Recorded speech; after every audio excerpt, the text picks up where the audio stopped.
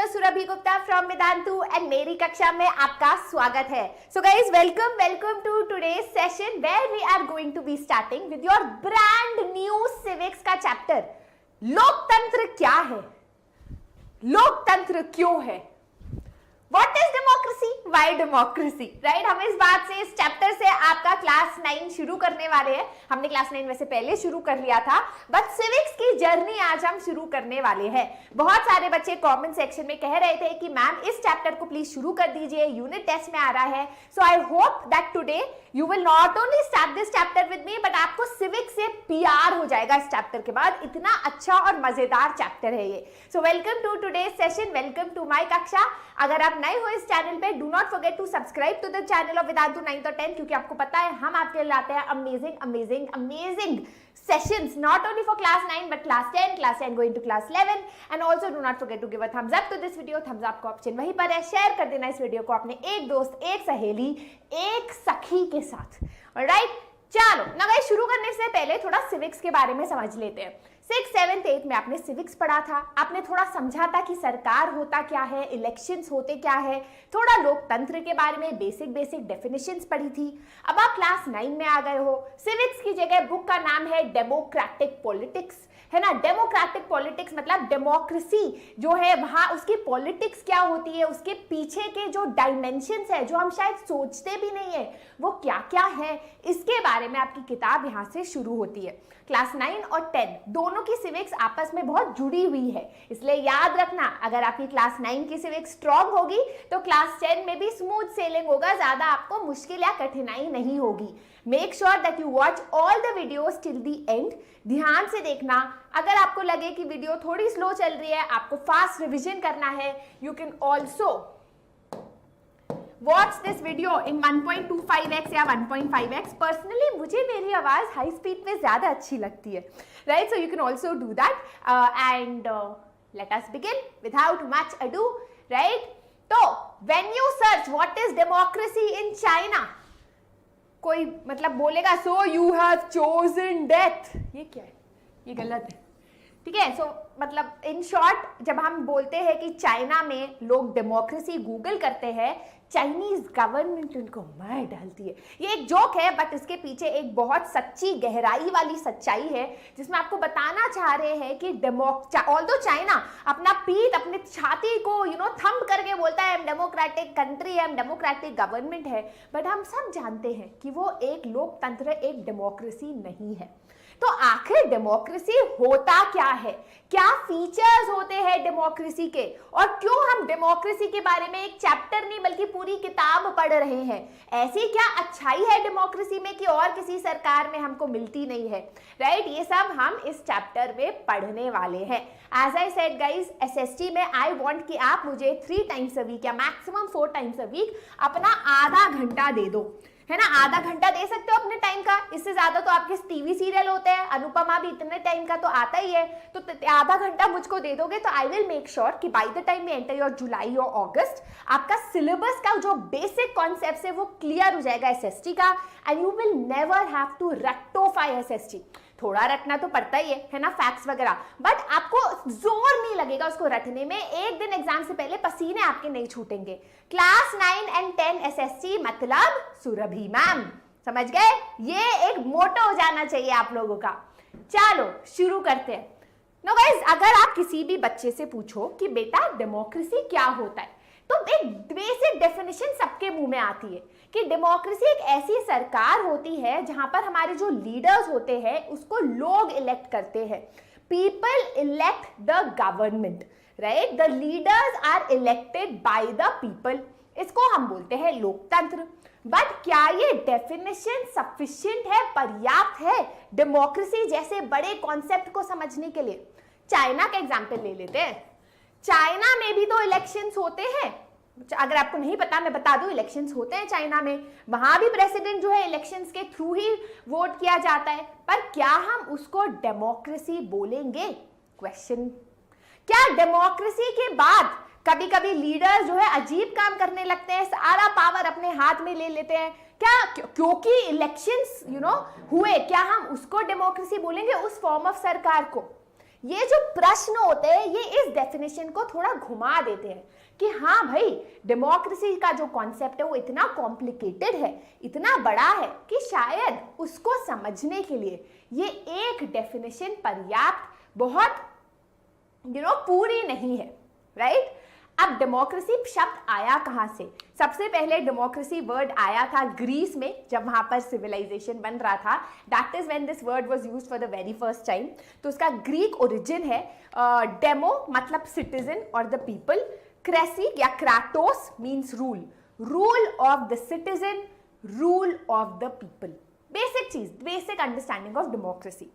Ibrahim Lincoln जो USA के president थे, उन्होंने भी डेमोक्रेसी का एक डेफिनेशन दिया था जो काफी फेमस है कि democracy is the government of the people, लोगों की सरकार है, बाय द पीपल, लोग इसको नियुक्त इलेक्ट करते हैं, फॉर द पीपल, लोगों की भलाई के लिए जो सरकार होती है उसको हम डेमोक्रेटिक गवर्नमेंट कहते हैं.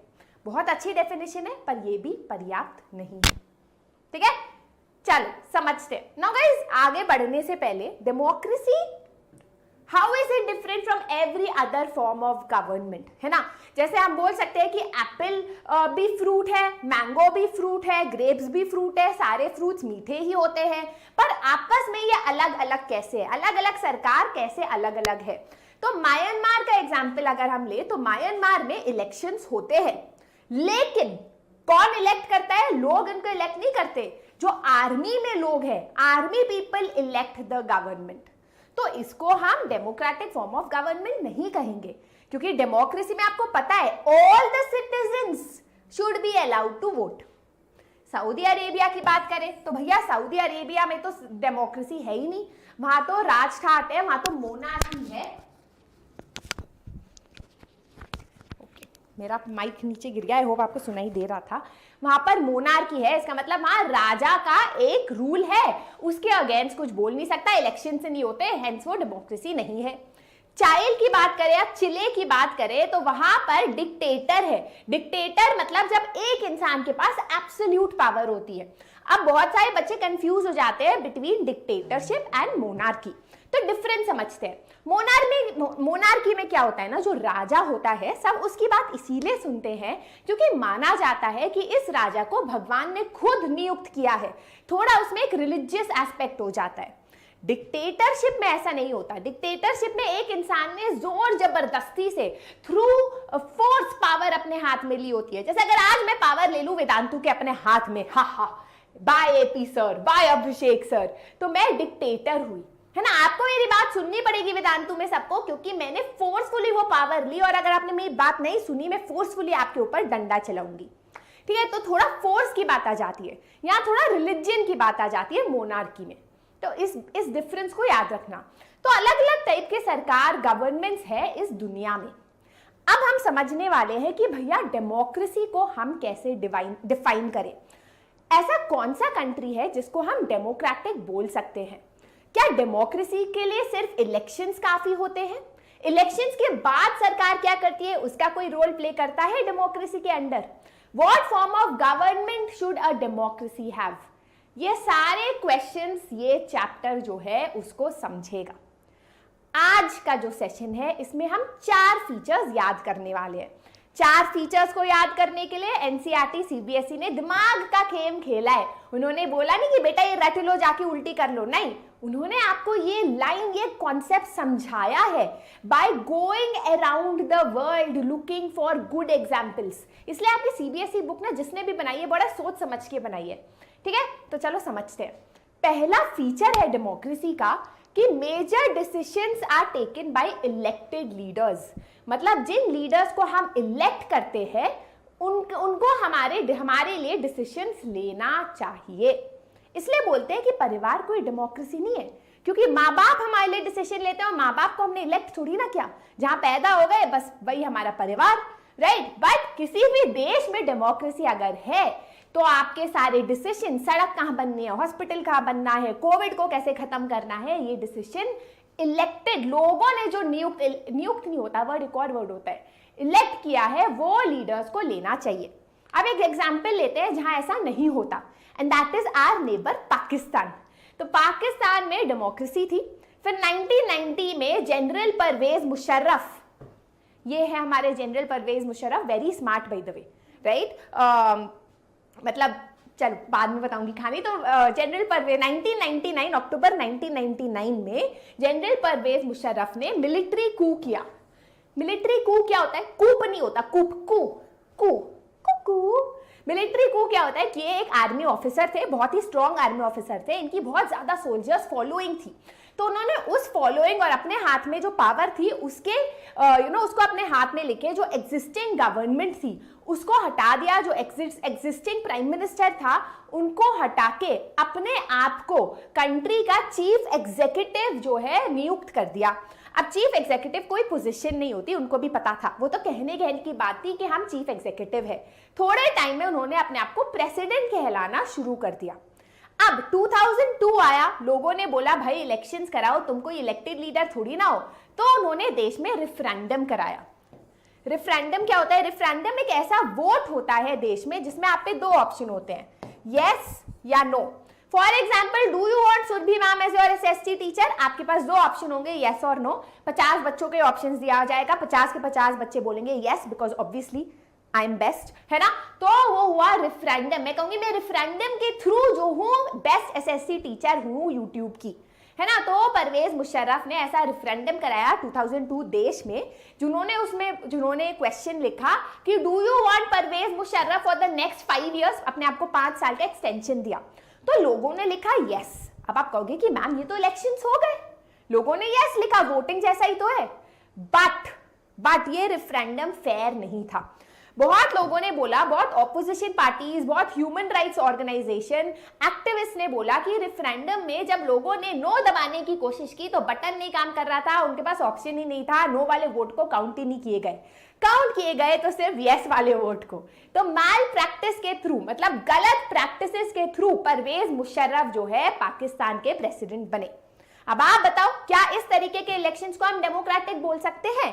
क्या इस तरीके की सरकार को हम लोकतंत्र बोल सकते हैं? ऑब्वियस आंसर है, कॉमन सेंस का आंसर है कि नहीं, इलेक्शंस हुए बट गलत तरीके से हुए। अब अगस्त 2002 में उन्होंने एक फ्रेमवर्क इशू किया called the legal framework order, जिसमें उन्होंने पाकिस्तान के कॉन्स्टिट्यूशन को बदल दिया। किस तरीके से बदला? उन्होंने बोला कि जो प्रेसिडेंट है, मतलब वो खुद, वो नेशनल और प्रोविंशियल असेंबली को डिसमिस कर सकते हैं। ध्यान से सुनो, जो पार्लियामेंट होता है, जहां लॉ बनाया जाता है, पाकिस्तान में जो नेशनल और प्रोविंशियल असेंबली थी, जहां लॉ बनाया जाता था, जहां वो लोग जो कॉमन पीपल इलेक्ट करते थे, मिनिस्टर्स, एमपीज वगैरह, उसको प्रेसिडेंट परवेज मुशर्रफ, जो एक नॉन इलेक्टेड एंटिटी है, जो जबरदस्ती से डिक्टेटर बन गए हैं, वो डिसमिस कर सकते हैं। समझ गए? तो ये तो ऑब्वियसली डेमोक्रेसी नहीं है, क्योंकि यहां पर elected people are not taking the final decision. Final decision देश का कौन ले रहा है? परवेज मुशर्रफ जी, जो इलेक्टेड नहीं है। अच्छा, एक और चीज परवेज मुशर्रफ ने किया, क्योंकि वो खुद एक आर्मी ऑफिसर थे, इतने सारे सोल्जर्स उनको फॉलो करते थे, तो ऐसे थोड़ी ना फॉलो करते थे कि भैया लड्डू मिलेंगे, उन्हें तो लग रहा था कि हमको पावर मिलेगी। तो परवेज मुशर्रफ ने उनको भी थोड़ी पावर दी। उन्होंने कहा कि जो सिविलियन कैबिनेट होगा, मतलब जो लोग, people will elect their ministers, elections होंगे नॉर्मली, पर वो जो कैबिनेट बनेगी, वो जो प्राइम मिनिस्टर बनेगा, वो जो मिनिस्टर्स बनेंगे, उसको जो है सुपरवाइज करेगा military officers. The military officers will supervise the citizen, the civilian cabinet. समझ गए? राइट? तो ऑब्वियसली यहां पर आपको दिख ही रहा है कि इलेक्शंस वर हेल्ड, इलेक्शंस के बाद प्राइम मिनिस्टर भी हो रहा है, कैबिनेट भी हो रही है, but final decision making power Parvez Musharraf पे है, आर्मी ऑफिसर्स पे है, जो इलेक्टेड नहीं है, who are not elected. Right? तो हम इसको डेमोक्रेसी क्यों नहीं बोलेंगे? इवन तो यहां पर इलेक्शंस होते हैं, जो people who are elected, the leaders who are elected, they do not have the final decision making power. Final decision making power किसके हाथ में है? जनरल परवेज मुशर्रफ के और आर्मी के, जो डेमोक्रेसी के अगेंस्ट जाता है। तो हम पहला फीचर ऑफ डेमोक्रेसी क्या कहेंगे? कि लोकतंत्र वो सरकार है जहां पर पावर जो है, decision making power, rest with the people who are elected. जो इलेक्टेड लोग हैं उनके हाथ में पावर होगी, वो होता है first feature of democracy. Clear, समझ गए? चलो अब हम दूसरे फीचर पे आते हैं, free and fair electoral competition. ये क्या होता है? अब गाइस हम ये तो समझ गए कि भैया इलेक्शंस हो रहे हैं, बट इलेक्शंस के बाद जो लीडर्स हैं उनको डिसीजन लेना चाहिए, बट ये इलेक्शंस भी जो हो रहे हैं वो फ्री और फेयर होना चाहिए। इसको समझने के लिए चलते हैं अपने दूसरे नेबर। हमारे नेबर्स भी कैसे है ना, अलग ही तरीके, एक पीसफुल नेबर मिल जाता है। वैसे नेपाल अच्छा है, श्रीलंका भी ठीक है। चलो एनीवेज, तो एक है हमारा चाइना। अब चाइना भी बोलता है कि हमारे यहाँ इलेक्शंस होते हैं, हम तो डेमोक्रेसी है, हम अंगूर जैसे दिखते हैं, अंगूर जैसा टेस्ट करते हैं, तो हम अंगूर है। पर क्या चाइना अंगूर है? क्वेश्चन ये है, क्या चाइना डेमोक्रेसी है? राइट? अब चाइना में जो पार्लियामेंट है उसका नाम है द नेशनल पीपल्स कांग्रेस। इस तरीके सबसे समझ लो कि कंट्री का पार्लियामेंट है एनपीसी, नेशनल पीपल्स कांग्रेस। और जैसे हमारे देश में पार्लियामेंट जो है प्राइम मिनिस्टर को चूज करता है, वहां पर भी जो नेशनल पीपल्स कांग्रेस है वो प्रेसिडेंट ऑफ द कंट्री को चूज करता है। समझ गए? अब नेशनल पीपल्स कांग्रेस में 3000 मेंबर्स हैं that are elected from all across China. कुछ मेंबर्स आर्मी से भी इलेक्ट होके आते हैं। तो आप कहोगे कि मैम चाइना तो अंगूर ही लग रहा है ना, क्योंकि यहाँ इलेक्शंस भी हो रहे हैं, 3000 मेंबर्स का इलेक्शन हो रहा है और ये मेंबर्स प्रेसिडेंट को भी चूज कर रहे हैं जो देश के लिए डिसीजंस ले रहा है। अंगूर जैसा लग रहा है, बट अंगूर में कुछ गड़बड़ है, क्योंकि यहां आया ट्विस्ट। अगर आप इलेक्शन में कंटेस्ट करना चाहते हो तो you need the approval of the Chinese communist party. मतलब एक वहां मेजर पार्टी है चाइनीज कम्युनिस्ट पार्टी, अगर आपको उसका अप्रूवल मिलता है तभी आप इलेक्शन में कंटेस्ट कर सकते हो, तभी आप जो हो parliament which is the national people Congress NPC का पार्ट बन सकते हो।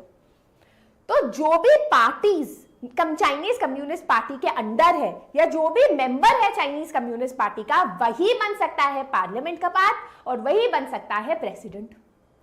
तो एक तरीके से क्या बात हुई? ये बात हुई, अगर मैं आपसे क्वेश्चन पूछूं, who is the best teacher of SST on YouTube, और मैं आपको 4 ऑप्शंस दूं, भैया 5 दूं। एक है सुरभि गुप्ता, दूसरा है सुरभि गुप्ता, तीसरा है सुरभि गुप्ता, चौथा है सुरभि गुप्ता, 5वां है ऑल ऑफ द अबव, है ना। ये तो यही बात हो गई। यहाँ चाइना में इलेक्शंस हो रहे हैं, इलेक्टेड लोग ही डिसीजन ले रहे हैं फाइनल, लेकिन इलेक्शन में जो आपको चॉइसेस मिल रही है, जो लोगों को चॉइसेस मिल रही है, वो सब communist party, China communist party के मेंबर है। तो आपको कोई चॉइस ही नहीं मिली। अगर सभी कांग्रेस या सभी बीजेपी के मेंबर्स हैं तो आपको चॉइस थोड़ी ना मिली, एक प्रॉपर चॉइस। इसको हम डेमोक्रेसी थोड़ी ना बोलेंगे। This is not a fair election, this is not a fair election because here it is not a free election, क्योंकि यहां पर लोगों को एक प्रॉपर चॉइस नहीं मिली है। समझ गए? इलेक्शंस हो रहे हैं, सब कुछ है, अंगूर दिख रहा है, अंगूर मीठा है, पर अंगूर नहीं है। अंगूर का एग्जाम्पल छोड़ते हैं, चलो अब हम आते हैं मेक्सिको पे। एक और एग्जाम्पल आपकी बुक में दिया, अगर आपको समझ सा ना आया हो तो मेक्सिको जो है साउथ अमेरिका में एक कंट्री है। इट इज हाँ सही बोल रही हूँ ना, मतलब नॉर्थ अमेरिका में, सॉरी नॉर्थ अमेरिका में एक कंट्री है मेक्सिको। वहां इलेक्शंस होते हैं once in every 6 years for the election of the president. अब यहाँ इलेक्शंस जो है अच्छी तरीके से होते हैं, और मैं बता दूं वहां कभी डिक्टेटर नहीं आया हो है, कभी पाकिस्तान के तरह मिलिट्री रूल भी नहीं आया है, राइट। वहां पर इलेक्शन हमेशा एक ही पार्टी जीतती है and that is PRI, institutional revolutionary party. ठीक है, अब पीआरआई क्यों है पर इसका उल्टा क्यों है पता नहीं मुझको गाइस, मुझे चेक करना पड़ेगा, अगर आपको पता है बता दो। इंस्टीट्यूशनल रेवोल्यूशनरी पार्टी ये हमेशा जीतती है। अब मुझे पता है आप कहोगे कि मैम हो सकता है पॉपुलर हो, अगर एक इंसान हमेशा टॉप कर रहा है फ्रॉम नर्सरी टू 12th, जल क्यों रहे हो आप? हो सकता है वो होशियार हो, तो हो सकता है ये पीआरआई जो है काफी पॉपुलर हो, बट एक बच्चा टॉप नहीं कर सकता गाइस, नहीं कर सकता। वैसे ही यहां पर भी काफी गड़बड़ थी। क्या गड़बड़ थी? पीआरआई के अलावा ऑपोजिशन पार्टीज भी थी, बट इलेक्शन के टाइम पीआरआई बहुत डर्टी ट्रिक्स प्ले करता था इलेक्शन जीतने के लिए। एक इंसान टॉपर थ्रू आउट इसीलिए रहा क्योंकि उसके पास हमेशा क्वेश्चन पेपर एग्जाम से पहले होता था, वो चीटिंग कर पाता था तो भैया तुम ही टॉपर बनोगे। वैसे ही यहाँ पर जो PRI है, institutional revolutionary party of Mexico, ये क्या करता था कि जो स्कूल टीचर्स है उनको फोर्स करता था कि तुम पेरेंट्स को फोर्स करो कि वो हमें ही वोट करें। आखिरी मोमेंट पे जो पोलिंग बूथ्स होते थे उसका जो मतलब एड्रेस था, जैसे लोग वहां जा रहे हैं वोट देने, उसको चेंज कर देता था कि अब तो कहीं और वोट देने जाना पड़ेगा। तो लोग सोचते थे यार वहां कौन जाएगा, घर पे बैठते हैं। तो it would make it difficult for people to cast their votes, right. जो मीडिया होती थी उसको खरीद ली थी PRI ने। तो मीडिया सिर्फ ऑपोजिशन की बुराई करता था, PRI की सच्चाई नहीं बताता था लोगों को। PRI जो है बहुत सारा पैसा खर्च करती थी in media campaigns, in advertisement for its candidates. तो ऑब्वियसली मतलब इसके वजह से कैंडिडेट्स भी थोड़ा लोगों को दिखता था और यही है जो है कैंडिडेट्स, है ना। जो एम्प्लॉयज होते थे गवर्नमेंट ऑफिसेस के, है ना, they were forced to attend the meetings of PRI। देखो पॉलिटिकल पार्टी और जो एग्जीक्यूटिव है, जो सरकारी ऑफिसर्स है, वो अलग अलग होने चाहिए। बट जब सरकारी ऑफिसर्स को फोर्स करा जा रहा है तो एक तरीके से बोला जा रहा है कि बेटा तुम हमें ही वोट दो, राइट। तो क्या हुआ मेक्सिको में, हम क्या समझे, मेक्सिको में इलेक्शंस हो रहे हैं, एक पार्टी जीत रही है, बट इलेक्शन जिस तरीके से हो रहे हैं वो फ्री और फेयर नहीं है, ठीक है। तो let's understand the difference. China में क्या हो रहा था, चाइना में इलेक्शंस हो रहे थे बट लोगों को चॉइस ही नहीं थी। चारों MCQ क्वेश्चन में सुरभि गुप्ता ही था। मेक्सिको में ऐसा लग रहा था लोगों के पास चॉइस है, ऑपोजिशन पार्टी भी थी, बट डर्टी ट्रिक्स प्ले की जा रही थी जिससे लोग या तो वोट ही नहीं कर पा रहे हैं या फिर सिर्फ PRI को ही वोट कर रहे हैं। यहां पर सिर्फ एक ही पार्टी है जो डोमिनेंट है, लोगों के पास कोई ऑप्शन नहीं था, बस इसी पार्टी को वोट करने का ऑप्शन था। यहां पर जो है पार्टी ने जो है पूरा गेम इस तरीके से कर दिया था कि वही जीत रही थी। द गेम वॉज रिग्ड, जैसे बोलते हैं यार ये शुरू से ही चीटिंग चल रही है, गेम हम कभी जीत ही नहीं सकते थे। इस तरीके से मेक्सिको में PRI ने अपने आप को एस्टैब्लिश कर लिया था। तो हम सेकेंड फीचर ऑफ डेमोक्रेसी पे आते हैं। मजा आ रहा है, नहीं आ रहा है, अब बोर हो रहे हो तो गाइस थोड़ा सा इंटरेस्टिंग बनाओ ना। स्टोरी है ये, कितने मजेदार स्टोरी है ना, कि भैया लोकतंत्र को कितने लोगों ने क्या मस्त मैनिपुलेट कर रखा है, और आप घर पे बैठ के टीवी देख रहे हो, मूवी देख रहे हो, आप भी करो कुछ, मैनिपुलेट नहीं, सुधार। Second feature of democracy is a democracy must be based on free and fair election where those currently in power have a fair chance of losing. मतलब एक डेमोक्रेटिक सरकार तभी डेमोक्रेटिक कहलाएगी जब आज अगर वो जीतती है तो कल उसका हारना भी संभव होना चाहिए। ये नहीं एक ही सरकार बार बार एक के बाद एक जीती जा रही है, that is not a sign of democracy, ठीक है। अब हम आते हैं थर्ड कॉन्सेप्ट पे, जिसको हम बोलते हैं पॉलिटिकल इक्वालिटी, मतलब 1 पर्सन 1 वोट 1 वैल्यू। जैसे हमारे देश में हम बोलते हैं कि चाहे आप कांताबाई हो जो मेड हो, चाहे आप अंबानी हो, सबको 1 वोट मिलता है, 1 वोट मिलता है, और सबके वोट की एक ही वैल्यू है। ऐसा नहीं कि आप अमीर हो तो आपके वोट की 5 हो गई वैल्यू, ऐसा नहीं है। बट क्या हर एक डेमोक्रेटिक कंट्री में ऐसा होता है? जैसे आपने डेमोक्रेसी की डेफिनेशन पढ़ी थी कि एक डेमोक्रेटिक गवर्नमेंट वो गवर्नमेंट होती है where people elect the government, एक ऐसी सरकार which is elected by the people. But elections भी तो इक्वालिटी के बेसिस पे होने चाहिए। जैसे सऊदी अरेबिया में वुमेन को तो वोट करने का क्या, ड्राइव करने का भी एक अपॉर्चुनिटी नहीं मिलती, राइट। एक और है एस्टोनिया।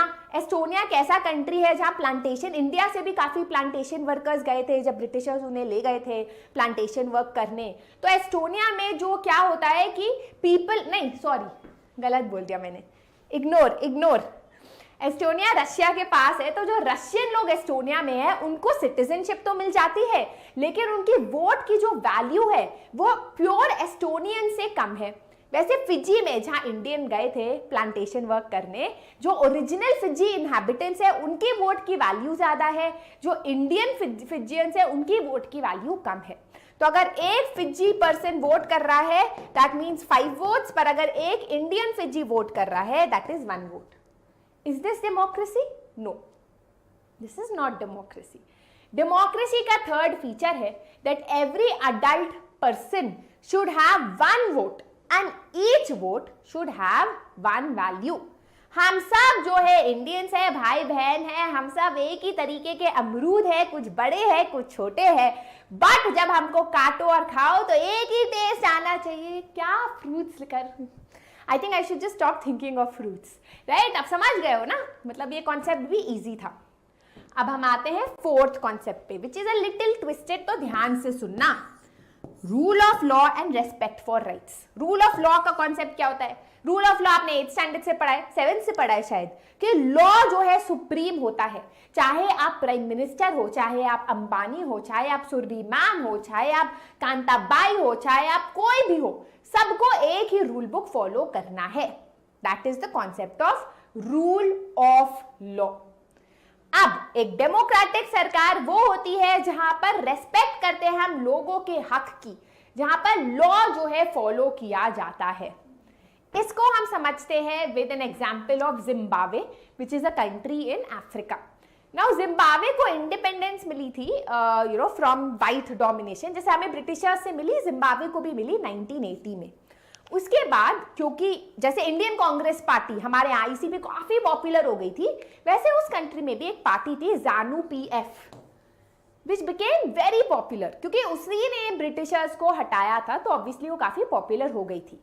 तो वहां पर एक लीडर था कॉल्ड प्रेसिडेंट मुगाबे, जो मुगाम्बो नहीं है, मुगाम्बो खुश हुआ, Mugabe, president Mugabe, he became very very popular. तो ऑब्वियसली गए, जैसे गांधी जी पॉपुलर थे, जवाहरलाल नेहरू जी पॉपुलर थे, ये भी पॉपुलर थे। बट हमारे यहाँ चाहे आप कुछ भी कितनी भी बुराई कर लो, जो हमारे लीडर्स थे ब्रिटिशर्स के बाद, they still try to establish democracy in India. Democratic institutions उन्होंने बनाए, कोशिश की कि डेमोक्रेसी बनी रहे हमारे देश में। मुगाबे ने ऐसा नहीं किया, मुगाबे ने ऐसा नहीं किया। उन्होंने विद टाइम अपनी जो है पावर बढ़ा दी, रूल ऑफ लॉ फॉलो नहीं किया, उन्होंने कॉन्स्टिट्यूशन ही चेंज कर दिया। उन्होंने कहा रूल ऑफ मुगाबे होगा, अच्छा मैं कॉन्स्टिट्यूशन को बदलूंगा और हम सब कॉन्स्टिट्यूशन मानेंगे। जैसे हमारे यहाँ कॉन्स्टिट्यूशन बदल सकते हैं, बट कॉन्स्टिट्यूशन सैक्रोसैंक्ट है, उसको बदलने में काफी मेहनत है ना, अमेंड ऐसे ही नहीं कर सकते। बट यहाँ पर मुगाबे ने जब मन चाहा कॉन्स्टिट्यूशन बदल लिया, अपने आप को बहुत पावर दे दी, है ना, और एक तरीके से अपने आप को लेस अकाउंटेबल बनाया। अकाउंटेबल मतलब आज अगर हम चाहें तो अपने प्राइम मिनिस्टर और सरकार से क्वेश्चन कर सकते हैं कि भैया तुम ये काम क्यों कर रहे हो, क्यों पेट्रोल के प्राइसेस बढ़ रहे हैं, हम उनको सरकार से हटा सकते हैं। बट मुगाबे ने इस तरीके से कॉन्स्टिट्यूशन चेंज की कि उन्होंने जो है अपने आप को कम अकाउंटेबल किया, लोग उनसे क्वेश्चन करना, उनको क्रिटिसाइज नहीं कर पा रहे थे। क्लियर? नाउ अच्छा, अब आप कहोगे कि मैम मतलब अब आप समझ लो ना, इलेक्शंस हो रहे हैं, मुगाबे बहुत पॉपुलर है, वो इलेक्ट भी हो रहे हैं, बट इलेक्शन के बाद जो उन्होंने काम किए वो डेमोक्रेटिक नहीं है। ऑपोजिशन पार्टीज को परेशान करना, उनकी मीटिंग्स को डिसरप्ट करना, अगर कोई पब्लिक प्रोटेस्ट हो रहे थे सरकार के खिलाफ तो उसको इलीगल ठहराना और बोलना कि भैया ये अलाउड नहीं है, आप हमारे अगेंस्ट क्रिटिसिज्म नहीं कर सकते। प्रेसिडेंट को क्रिटिसाइज करना, उनकी बुराई करने के ऊपर रोक लगा दी गई थी। मीडिया के ऊपर सरकार का इतना कंट्रोल था कि टीवी हो या रेडियो हो, वहां पर मुगाबे और उनके सरकार के अगेंस्ट कोई बोल नहीं सकता था। जर्नलिस्ट भी जो थे इंडिपेंडेंट थे, उनको जेल में डाल दिया जाता था। तो इस तरीके से जजेस को भी जो है एक तरीके से हटा दिया जाता था अगर वो गवर्नमेंट के अगेंस्ट जजमेंट करते थे। तो क्या आप इसको डेमोक्रेटिक गवर्नमेंट कहोगे? नहीं, क्योंकि यहां पर ऑल्दो सरकार पॉपुलर है, पॉपुलर मतलब लोगों ने इलेक्ट की है, although elections free and fair हुए हैं, ऑल्दो डिसीजन इलेक्टेड लीडर्स ले रहे हैं, लेकिन जो डिसीजंस ले रहे हैं वो डेमोक्रेटिक नहीं है। तो इलेक्शंस भी फ्री एंड फेयर होने चाहिए, लीडर्स भी इलेक्टेड लीडर्स को ही डिसीजन लेना चाहिए, वन वोट वन वैल्यू होना चाहिए, एंड आफ्टर इलेक्शंस भी जो डिसीजंस लिए जा रहे हैं वो भी डेमोक्रेटिक होने चाहिए, तभी हम उस सरकार को डेमोक्रेसी कहेंगे। मीठा होगा, इस शेप का होगा, येलो कलर का होगा, तभी वो मैंगो होगा। फीचर्स सारे के सारे मैच करने चाहिए, तभी ये डेमोक्रेसी होगी, राइट? तो एक डेमोक्रेसी एक ऐसी सरकार होगी जहां पर सिटीजन्स के राइट्स को रेस्पेक्ट की जा रही है, जहां पर अगर कोई सरकार को क्रिटिसाइज करना चाहे तो उस पर रोक नहीं लगाया जा रहा, उसको एंटी नेशनल नहीं बोला जा रहा, उसे इलीगल नहीं बोला जा रहा, जहां पर लॉ के सामने, कानून के सामने सबकी बराबरी है। ये नहीं कि भैया कुछ लोगों को ज्यादा वोट्स दिए जा रहे हैं, कुछ लोगों को कम। जुडिशियरी इंडिपेंडेंट है। ये नहीं कि भैया अगर जुडिशियरी के जज ने गलत जजमेंट दे दिया, आपके खिलाफ दे दिया, तो आप उसको अपने पोजीशन से ही हटा रहे हो, ऐसा अलाउड नहीं होना चाहिए। Judiciary should be independent. ये बहुत ज्यादा इंपॉर्टेंट फीचर्स हो जाते हैं। तो फाइनल फीचर ऑफ डेमोक्रेसी कहाँ है? एक डेमोक्रेटिक गवर्नमेंट, सरकार ऐसी होती है जो अपने सिटीजन के हक के लिए लड़े, जो कॉन्स्टिट्यूशन, ये नहीं कॉन्स्टिट्यूशन जब मन करे चेंज कर रहे हो, कॉन्स्टिट्यूशन को सैक्रोसैंक्ट, अपनी गीता, बाइबल, कुरान समझे कि भैया सरकार के लिए बस वही एक किताब है जो उसे फॉलो करनी है, चाहे वो सरकार है, चाहे उस पर बहुत पावर है, राइट? सो इन समरी तो आपका जो चैप्टर है what is democracy, I hope now you know कि सिर्फ ये डेफिनेशन बोलना one that is elected by the people is not sufficient. एक ऐसी सरकार जहां पर लीडर्स जो फाइनल डिसीजन ले रहे हैं वो इलेक्टेड है, जहां पर फ्री एंड फेयर इलेक्शंस हो रहे हैं, जहां पर सारे लोगों के पास इक्वल वोट्स है, एक वैल्यू के वोट्स है, जहां पर जो है कॉन्स्टिट्यूशन के ऊपर, मतलब कॉन्स्टिट्यूशन और रूल ऑफ लॉ को एक एक पावर दी जा रही है। नहीं कि कोई भी लॉ चल रहा है, रूल ऑफ लॉ है। That is a democratic government. तालियां तालियां। क्या पढ़ाया है मैंने, क्या समझाया अपने बच्चों, क्या समझाए। अब याद कर लेना ये 4 फीचर्स को। चलो शुरू करते हैं चैप्टर को। ना गाइस, जब हमने चैप्टर शुरू किया था तो हमने समझा था कि लोकतंत्र की डेफिनेशन बहुत लिमिटेड होती है। हम सोचते हैं कि कोई भी देश लोकतंत्र है अगर वहाँ इलेक्शंस होते हैं, अगर वहाँ लोग जो है सरकार को नियुक्त कर रहे हैं ना डेमोक्रेटिक वे, है ना, तो हमको लगता है कि भाई वो डेमोक्रेसी है। बट हमने लास्ट क्लास में समझा था कि अगर कोई चीज फल जैसी मीठी है, फल जैसी दिखती है, जरूरी नहीं है कि वो फल हो। वैसे ही लोकतंत्र में अगर इलेक्शंस होते हैं, दिखता है कि भाई लोग कह रहे हैं हम लोकतंत्र है, जरूरी नहीं है वो लोकतंत्र हो। हमने देखे कि डेमोक्रेसी के और क्या क्या फीचर्स है। अगर वो फीचर्स मैच होते हैं तभी एक कंट्री एक गुड डेमोक्रेसी कहलाया जाएगा, है ना। ये हमने पढ़ा था पिछली क्लास में, नहीं देखा है देख लो, मैंने मस्त वीडियो बनाया है। आज हम पढ़ने वाले हैं कि ये जो डेमोक्रेसी बच्चा है इसकी क्या बुराइयां है, इसकी क्या अच्छाई है, और हम डेमोक्रेसी से चाहते क्या है ना। All of that we are gonna look at. क्योंकि अगर हमें जानना है कि हम लोकतंत्र क्यों चुन रहे हैं तो हमें समझना पड़ेगा कि उसकी बुराई और अच्छाई क्या है ना। जैसे अगर हम कोई लड़का लाएंगे घर पे या लड़की लाएंगे मम्मी पापा से मिलवाने के लिए, एक दिन जब आप शादी की उम्र के हो गए, अभी नहीं है ना, अभी लाओगे तो थप्पड़ पड़ेगा, तो मम्मी पापा कहेंगे बेटा ये ही क्यों, तो आप कहोगे देखो इसमें ये बुराइयां है पर ये अच्छाइयां इसीलिए, है ना, पर अच्छाइयां ही बताना, बुराइयां बताओगे तो। एनीवेज, क्या बोल रही हूँ, आगे बढ़ते हैं। तो what are the arguments against democracy. Democracy की बुराइयां क्या है? सबसे पहले तो गाइस इंस्टेबिलिटी। लोकतंत्र में क्या होता है, जो सरकार होती है वो एक लिमिटेड टाइम पीरियड के लिए आती है, चाहे वो 4 साल हो या चाहे हमारे देश की तरह 5 साल हो।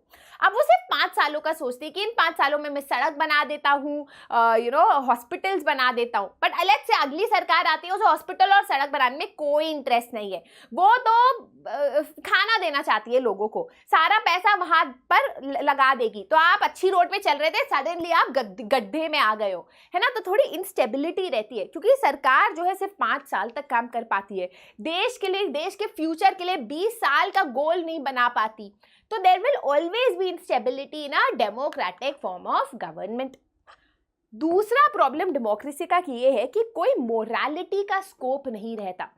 जैसे कोई भी पॉलिटिशियन अच्छा नहीं हो सकता। हम बोलते हैं ना कि जो पॉलिटिशियंस होते हैं वो जानवर की खाल के होते हैं, मतलब उनको कुछ भी बोलो ने फर्क नहीं पड़ता, स्ट्रांग होना पड़ता है उनको। कभी कभी तो इतने, मतलब ऐसे बोला जाता है ना कि इनके अंदर भगवान का डर नहीं है, ये लोगों को उकसाते हैं, लोगों को भड़काते हैं, कुछ भी स्पीचेस में बोलते हैं अनाप शनाप। पर मतलब वो क्यों करते हैं? क्योंकि डेमोक्रेसी एक ऐसा फॉर्म ऑफ गवर्नमेंट है जिसमें जीतना ही सब कुछ है। अगर आपने लोगों का वोट जीत लिया तो आपको पावर मिल गई और फिर 5 साल के लिए आप राजा हो, है ना। तो जो डेमोक्रेसी है, क्योंकि it is based on political competition, क्योंकि लोगों के वोट से आप जो हो सरकार बनते हो, आप जो हो आपको पावर मिलती है, तो मोरालिटी, भगवान का डर, एक जो मॉरल एस्पेक्ट है, ऑनेस्टी, लॉयल्टी, ये सब चीजें हमको पॉलिटिक्स में कम दिखती है, 1-2 लोगों में दिख जाएगी, है ना। जैसे बोलते हैं ना कि यार सब लोग ही करप्ट है बट ये इंसान थोड़ा कम करप्ट है, तो उसी में हम खुश हो जाते हैं, क्योंकि डेमोक्रेसी में हमें पता है कि मोरालिटी का स्कोप नहीं रहता। तीसरा चीज ये है कि जो काफी लोग बोलते हैं कि यार हमारा देश डेमोक्रेटिक है ना, इसीलिए हम विकास नहीं कर पा रहे हैं, क्योंकि हमारे यहाँ लोग डिसीजन ही लेते रहते हैं। अब सरकार कोई अच्छा डिसीजन लेना चाहती है बट वो डिसीजन लेने से पहले ही 10 लोग खड़े हो जाते हैं, डिसीजन बेकार है। तो हमें लगता है कि डेमोक्रेसी में बहुत ज्यादा डिसीजन में लेने में टाइम लगता है, ऑपोजिशन पार्टीज होती है, 10 लोगों से पूछा जाता है और फिर डिसीजन लिया जाता है। ठीक है, नेक्स्ट पॉइंट इज कि अच्छा कभी कभी क्या होता है कि जिन लीडर्स को हमने नियुक्त किया या फिर जो हमारे प्रतिनिधि है, जो हमारे रिप्रेजेंटेटिव्स है, जरूरी नहीं है वो हमारे लिए अच्छे डिसीजंस ही ले। हाँ, हमने उन्हें चूज किया बट जरूरी नहीं है वो अच्छे डिसीजंस ले, कभी कभी बहुत बुरे डिसीजंस भी ले लेते हैं क्योंकि उन्हें पता ही नहीं कि लोगों को एक्चुअली चाहिए क्या। लोकतंत्र में ये भी हो सकता है ना। अब डेमोक्रेसी में करप्शन भी क्या बहुत होता है, बल्कि हम बोलते हैं कि दुनिया में सबसे ज्यादा करप्ट कंट्रीज यूजुअली वो होते हैं जहां पर डेमोक्रेसी है, जहां लोकतंत्र है। वैसे ये सच नहीं है बट यूजुअली लोग ऐसा कहते हैं, क्योंकि डेमोक्रेसी में 5 साल के लिए सरकार आती है, सोचती है यार इसमें पैसा भी कमा लो जितना कमा सकते हो, फिर तो हमें सरकार से नीचे गिरना है। तो करप्शन भी काफी ज्यादा डेमोक्रेसी में दिखने को मिलती है ना। And one final reason why democracy is a bad boy is कि democracy is a form of government where leaders are chosen by ordinary people. ठीक है, where leaders are chosen। अब आप कहोगे कि मैम ये अच्छाई है या बुराई है, क्योंकि हम बोलते हैं कि डेमोक्रेसी अच्छा फॉर्म ऑफ गवर्नमेंट है because people elect their leaders, और यहाँ हम कह रहे हैं कि democracy is a bad boy because people elect their leaders. ये कैसे हुआ? समझो, एक ही चीज के 2 आर्ग्यूमेंट्स हो सकते हैं, मतलब दो चीजें हो सकती है। तो फॉर एग्जाम्पल हम बोल सकते हैं कि बच्चा टॉपर है, ये बच्चा सिर्फ टॉपर ही है ठीक है, मतलब और कुछ है ही नहीं। तो anyways coming down to this, तो गाइस डेमोक्रेसी में क्या होता है ना कि it is the ordinary people who are choosing their leaders. अब जो हमारे देश में इतने लोग अनपढ़ हैं, इनको कोई आइडिया नहीं है कि देश कैसे चलाना है। अगर मैं आज आपसे पूछूं कि बेटा लंच में क्या खाओगे, आप कहोगे पता नहीं। डिनर में क्या खाओगे, पता नहीं। देश कैसे चलाना है तो ये कैसे पता होगा आपको? जब इतना नहीं पता कि लंच और डिनर में क्या खाओगे तो ये कैसे पता होगा कि देश कैसे चलाना है, किस लीडर को चूज करना है ना। तो क्योंकि ऑर्डिनरी सिटीजन जिनको पता ही नहीं, आइडिया ही नहीं देश कैसे चलाना है, they are the ones who have the power to choose their leaders. इसीलिए कुछ लोग कहते हैं democracy is not a good form of government because ordinary people can easily get influence. इसने कैडबरी दिया, हाँ मैं उसको वोट करूंगा, इसने टीवी दिया, हाँ मैं उसको वोट करूंगा, राइट। सो ऑर्डिनरी सिटीजन जो है they are the ones who have the power. इसीलिए बोलते हैं it is not a good form of government because ordinary people do not know what do they want, है ना। That is one reason why we say that democracy is not a good form of government. अब चलो बुराइयां तो कर ली, अच्छा नहीं है, क्लास में टॉप नहीं करता, क्रिएटिव राइटिंग में अच्छा नहीं है, मैथ्स में अच्छा नहीं है, डांस में अच्छा नहीं है, तो भाई क्या चाहते हो आप बच्चे से, है ना। ये भी तो आपको बताना पड़ेगा बच्चे को कि आप चाहते क्या, what are the outcomes, what do you want from democracy. अब डेमोक्रेसी एक ऐसा बच्चा है जो आपके पास आके बोल रहा है कि आप मुझसे इतना एक्सपेक्ट क्यों कर रहे हो, मैं सिर्फ इतना ही प्रॉमिस कर सकता हूं कि अगर आपने मुझे चुना तो आपके देश में जो सरकार होगी that will be chosen by the people. मतलब the government will be the representatives chosen by the people. बस इतना ही डेमोक्रेसी आपको प्रॉमिस कर रहा है। डेमोक्रेसी आपको ये प्रॉमिस नहीं कर रहा कि वो सारी गरीबी हटा देगा।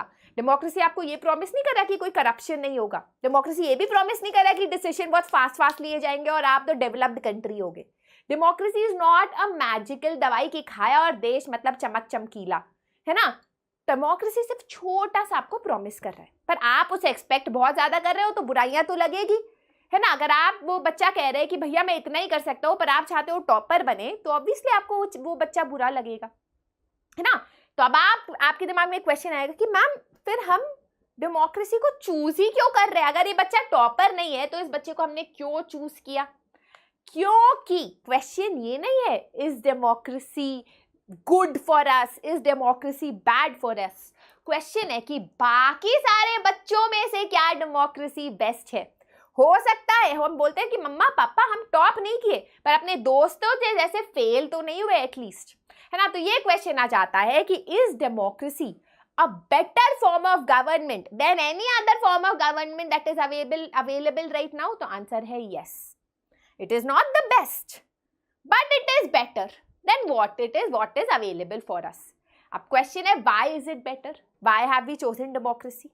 Let us take a live example. ठीक है, बात कहानी जाती है 1958-1961 के बीच में. इकोनॉमिक कंडीशन चाइना और इंडिया की बिल्कुल सिमिलर थी. दोनों जगह थोड़ी सी इकोनॉमिक हार्डशिप्स हो रही थी, थोड़े खाने की कमी थी. अब उस खाने की कमी में चाइना में सबसे बड़ा, वर्ल्ड का सबसे बड़ा रिकॉर्डेड फैमिन आया, मतलब शॉर्टेज ऑफ वुड, भूखमरी से 3 करोड़ लोगों की जान गई. वहीं अगर हम इंडिया की बात करें तो इंडिया में इतने लोग नहीं मरे. क्यों? ऐसा क्या था हमारे पास? माँ, जिसका नाम था लोकतंत्र, वो था हमारे पास. We had a democratically chosen government. ये जो सरकार थी, जो डेमोक्रेसी होती है वो रिस्पॉन्सिव होती है. ये वर्ड याद रखना. रिस्पॉन्सिव क्या होता है? रिस्पॉन्सिव एक ऐसी सरकार होती है जो लोगों की पीड़ा समझे. अगर लोग किसी चीज से सफर कर रहे हैं तो इमीडिएटली उसको सॉल्व करने की कोशिश करे, क्योंकि नहीं करेगी तो अगली बार वो सरकार पावर में नहीं आएगी, हम किसी और को नियुक्त कर लेंगे, चूज कर लेंगे, है ना. तो अल्टीमेटली इंडिया में क्योंकि एक डेमोक्रेटिकली इलेक्टेड गवर्नमेंट थी, उसको पता चल गया कि यार ये प्रॉब्लम है, लोग पीड़ा में है, तो पहले से ही उसने ऐसे कुछ स्टेप्स फॉलो किए जिससे इतने लोग ना मरे. China on the other hand was not democratic. कोई ऑपोजिशन पार्टी नहीं थी जो सरकार को बताए कि बेटा तुम जो कर रहे हो गलत है. कोई मल्टी पार्टी सिस्टम नहीं था, कंपटीशन नहीं था. लोगों, जो सरकार थी, जो वहां लीडर्स थी, उनको फर्क ही नहीं पड़ रहा था लोगों को कितनी पीड़ा हो. तो वहां पर लोग मरते गए, लोग रोते गए और सरकार ने कुछ नहीं किया. तो the first reason why we choose democracy despite the fact ये टॉपर नहीं है, सिर्फ 33% करके पास कर रहा है, इज बिकॉज चाहे वो कुछ हो ना हो, एटलीस्ट वो रिस्पॉन्सिव सरकार है, अकाउंटेबल सरकार है. रिस्पॉन्सिव का मतलब मैंने आपको बता दिया कि आज आपको प्यास लग रही है, एकदम से लड़का जो है पानी ला रहा है, रिस्पॉन्सिव है ना. आज आपके पैरों में दर्द है, आपको फुट मसाज का कूपन दे रहा है, रिस्पॉन्सिव है. वैसी ही सरकार, अगर सरकार अकाउंटेबल है, मतलब आज हम सरकार को क्रिटिसाइज कर सकते हैं, क्वेश्चन पूछ सकते हैं, सवाल उठा सकते हैं सरकार से, सरकार अकाउंटेबल है. कोई और फॉर्म ऑफ गवर्नमेंट अकाउंटेबल नहीं है. राजा साहब होंगे तो राजा जो चाहेंगे वो करेंगे. याद है फ्रेंच रेवोल्यूशन, है ना, से पहले फ्रांस में इतने लोग पीड़ा में थे, लोग टैक्सेस दे रहे थे, भारी भारी टैक्सेस दे रहे थे, राइट. ओके, भारी भारी टैक्सेस दे रहे थे, है ना. तब राजा जी को कोई फर्क नहीं पड़ रहा था, हमारे लुई फिलिप और मैरी एंटोनेट को कोई फर्क नहीं पड़ रहा था, राइट. तो इस democracy, that is why is called a better form of government, क्योंकि वो रिस्पॉन्सिव है, क्योंकि वो अकाउंटेबल है, क्योंकि उसे लोगों के प्रश्नों का जवाब देना पड़ेगा, राइट. अब हम आते हैं सेकेंड पॉइंट पे. Democracy improves the quality of decision making. सही बात है कि कोई भी डेमोक्रेटिक फॉर्म ऑफ गवर्नमेंट होगा तो डिसीजन लेने में बहुत ज़्यादा टाइम लगता है. मिथुन सर, ओके, मिथुन सर आए थे कुछ करने, बट पता नहीं क्या करने. हो गया. Alright, so democracy improves the quality. हाँ, तो कहाँ थी मैं कि डेमोक्रेसी में डिसीजन लेने में बहुत टाइम लगता है, ये तो हमें पता ही है ना. तो हम कोई डिसीजन लेना चाहते हैं, 10 ऑपोजिशन पार्टी खड़ी हो जाती है, लेकिन जो भी डिसीजन लिया जाता है, इतनी बातों के बाद, इतने कंसल्टेशन के बाद, इतने लोगों से बात करने के बाद लिया जाता है कि वो डिसीजन बहुत परखा हुआ, अच्छा, गुड क्वालिटी डिसीजन होता है. रैश डिसीजंस नहीं होते, है ना, अच्छे डिसीजंस होते हैं. बल्कि आप देखोगे कि डेमोक्रेसी में भी कुछ लीडर्स कभी कभी रैश डिसीजंस लेते हैं और रैश डिसीजंस लेने का नुकसान बहुत ज़्यादा हो जाता है. बट मोस्टली जो डिसीजंस डेमोक्रेसी में लिए जाते हैं वो आराम से लिए जाते हैं, गुड क्वालिटी लिए जाते हैं. Third is democracy is very good with dealing with differences and conflicts. इसका क्या मतलब हुआ? नो गाइस, जब हम परिवार में भी रहते हैं और भाई बहन होते हैं, हमारे कजिन्स वजिन्स होते हैं, तो काफ़ी लड़ाई झगड़ा होता है आपस में. अब लड़ाई झगड़ा होता है क्योंकि हम अलग अलग है ना. कुछ लोगों को सुबह उठना पसंद है, कुछ लोगों को सोना पसंद है सुबह, तो इस बात पे लड़ाई हो जाती है कि भाई तुम क्यों नहीं उठे, तो तुम क्यों लेट सो रहे हो. अब इस पॉइंट पे तुम लोग एक दूसरे का सर फोड़ सकते हो, है ना, कि भाई सर फोड़ ले हम एक दूसरे का, राइट. वैसे ही देश में जो लोग रहते हैं वो बहुत अलग अलग तरीके के होते हैं. अब जब हम अलग अलग तरीके के होते हैं तो कॉन्फ्लिक्ट्स होने की पॉसिबिलिटी ज़्यादा होती है. हम आपस में डिसएग्री कर सकते हैं. अब जब हम आपस में डिसएग्री कर सकते हैं, या तो हम अपना सर फोड़ लें एक दूसरे का, या फिर हम बैठे पीसफुली डिस्कस करें, कॉम्प्रोमाइज पे आए, है ना. That is what democracy allows you to do. Democracy allows you to come to a peaceful resolution of a conflict. कोई कॉन्फ्लिक्ट हुआ, कोई डिसएग्रीमेंट हुआ तो हम एक पीसफुल एग्रीमेंट तक पहुंच सकते हैं सिर्फ एक डेमोक्रेसी में. ऑन द अदर हैंड अगर हम एक ऐसे कंट्री में है जहां पर जहां पर सिर्फ एक पावरफुल ग्रुप कह सकता है कि हम पावरफुल है, हम जनसंख्या में ज्यादा है, हमारी पॉपुलेशन ज्यादा है, इसलिए सिर्फ हमारी बात मानी जाएगी, तो that is not democracy. Democracy में डिसीजंस ऐसे लिए जाएंगे, everybody will not be very happy but everybody will not be very sad, it will be a compromise, right. तो it helps you deal with conflicts and differences. काफी disturbance आया था अभी बीच में, sorry for that. Alright, the fourth point. अच्छा, अब आप कहोगे कि मैम बहुत सारे लोकतंत्र ऐसे होते हैं जो रिस्पॉन्सिव नहीं होते, अकाउंटेबल नहीं होते हैं ना बुरे बैड डेमोक्रेसीज, राइट. सरकार को फर्क ही नहीं पड़ रहा देश में क्या चल रहा है. पाकिस्तान में देख लो, बहुत सारे कंट्रीज हो गए एक्चुअली जहां पर आप बोल सकते हो कि सरकार को फर्क नहीं पड़ता, रिस्पॉन्सिव नहीं है, अकाउंटेबल नहीं है, डिसीजन भी बहुत बुरे लिए जा रहे हैं, फिर भी हम क्यों डेमोक्रेसी चुनते हैं. ये तो जस्ट पास स्टूडेंट है, क्यों हम इसको बार बार चुन रहे हैं. इसीलिए क्योंकि डेमोक्रेसी चाहे कुछ करे या ना करे, it enhances the dignity of the citizens that no other form of government does. Democracy एक ऐसा फॉर्म ऑफ गवर्नमेंट है जहां सिटीजन, इंडिविजुअल की जो सेल्फ रेस्पेक्ट है, इंडिविजुअल की जो वर्थ है, एक आपकी जो एक होता है, आपको जो रेस्पेक्ट दी जा रही है वो ज्यादा दी जाती है. क्यों? क्योंकि गाइज यहाँ पर we are promising political equality. चाहे आपके पास कितना पैसा हो, चाहे आप लड़का हो लड़की हो, जब आप पॉलिटिकल एरिना में आते हो, पॉलिटिकल वॉर फील्ड में आते हो, आप और मैं बराबर के हो, हमें सेम लाइन में खड़े होकर वोट देना है, आपके वोट और मेरे वोट की वैल्यू एक है. And that gives quality. मतलब एक होता है ना कि जब हम लीडर्स चूज कर रहे हैं तो हम एक है, तो हम किसी राजा के अंडर उनके सब्जेक्ट्स नहीं कि उसने ऑर्डर दिया और हमको मानना है, हम एक्टिव सिटीजन्स है डेमोक्रेसी में. हम जो अपनी रूलरशिप है, जो हमारे ऊपर रूल कर रहे हैं, उनको हम कंट्रोल करते हैं. That is why we choose democracy, because democracy no matter what, no matter how corrupt it is, no matter how unaccountable it is, कुछ भी, it at least provides dignity to the citizen. ठीक है. और final point ये है कि democracy allows us to improve our mistakes. For example let us say कि हमारा देश डिक्टेट, आप कहोगे कि यार लोकतंत्र बेकार है, बहुत टाइम लगता है, करप्शन है, ऐसा करते हैं. सुरभि मैम बहुत ही बढ़िया है, इनको हम लीडर बनाते हैं, हमारे हित के लिए बहुत कुछ करेंगी, आपने बना दिया मुझे लीडर. अब शुरू में तो मैंने आपके लिए बहुत अच्छा किया, स्कूल बंद कर दिए, मस्ती ऑल द टाइम, फिर धीरे धीरे मैंने अपना असली रूप दिखाना शुरू कर दिया. मैंने कहना शुरू कर दिया क्लास 9 के बच्चे क्लास 10 और 11 की पढ़ाई करके फाइनल एग्जाम्स देंगे एक दिन एग्जाम से पहले. आप कहोगे भाई ये क्या बात हुई, हमें ये लीडर नहीं पसंद, सुरभि मैम को हटाओ. बट अब तो मैं बन गई लीडर, अब तो मैं डिक्टेटर हूं, अब आप मुझे हटा नहीं सकते. बट डेमोक्रेसी में ऐसा नहीं होता. अगर आपको लगता है कि हमने ये सरकार को चूज करके गलती कर दी, ये सरकार हमारे हित में काम नहीं कर रही, तो आपको एक चांस मिलता है to improve your mistake in the next election by choosing another leader, choosing another government, है ना. So that is the thing. Even rulers, जो लीडर्स है, वो भी अपने डिसीजन आराम से चेंज कर सकते हैं अगर उन्होंने कुछ गलत किया. जैसे उन्होंने लेट्स से सर मैंने आज गलत किया, आपने मुझे हटा दिया, अगली बार मैं अपने आप को इंप्रूव करूंगी और वापस से इलेक्शन लड़ूंगी. तो this chance to improve yourself, अपने आप को बेहतर करने की जो अपॉर्चुनिटी है वो सिर्फ डेमोक्रेसी में है. तो क्या समझे? ये समझे कि सही बात है कि लोकतंत्र का ये जो बच्चा है ये टॉपर नहीं है. ये जो प्रॉमिस करता है, ये प्रॉमिस भी शायद पूरा ना कर पाए, है ना. मतलब थोड़ा सा छोटा बच्चे वाला प्रॉमिस करता है, दैट्स इट. फिर भी हम इसको बार बार चुनते हैं क्योंकि ये डिसीजन थोड़ा हमें बेटर दे देता है as compare to other form of government. लोग डिसाइड करते हैं, लोगों की डिग्निटी बढ़ाता है. That is why we choose democracy again and again. एक पोल हुआ था देश में, लोगों से पूछा गया था कि भाई मतलब do you think democracy is a good form of government. 80% लोगों ने बोला नहीं, डेमोक्रेसी में करप्शन है, डेमोक्रेसी में ये है, डेमोक्रेसी में वो है. बट वहीं जब लोगों से ये पूछा गया कि that would you like to live in a dictatorship, would you like to live in a monarchy, तो 90% लोगों ने बोला था नो. क्योंकि हो सकता है हमारा बच्चा फेलियर हो, बट हमारा बच्चा है और बच्चों से तो बेहतर ही है. समझ गए ना. बस यही है चैप्टर. चलो अब हम आते हैं final part of the chapter पे, ब्रॉडर मीनिंग ऑफ डेमोक्रेसी. इसको बस समझ लो, नॉर्मली डायरेक्टली ऐसे एग्जाम में आता नहीं है. नाउ गाइस, डेमोक्रेसी या लोकतंत्र जो है हम सिर्फ सरकार के मामले में यूज नहीं करते. Democracy as a word can be used in our everyday life because it is a way of life. है ना। डेमोक्रेसी सिर्फ ये नहीं है इलेक्शन।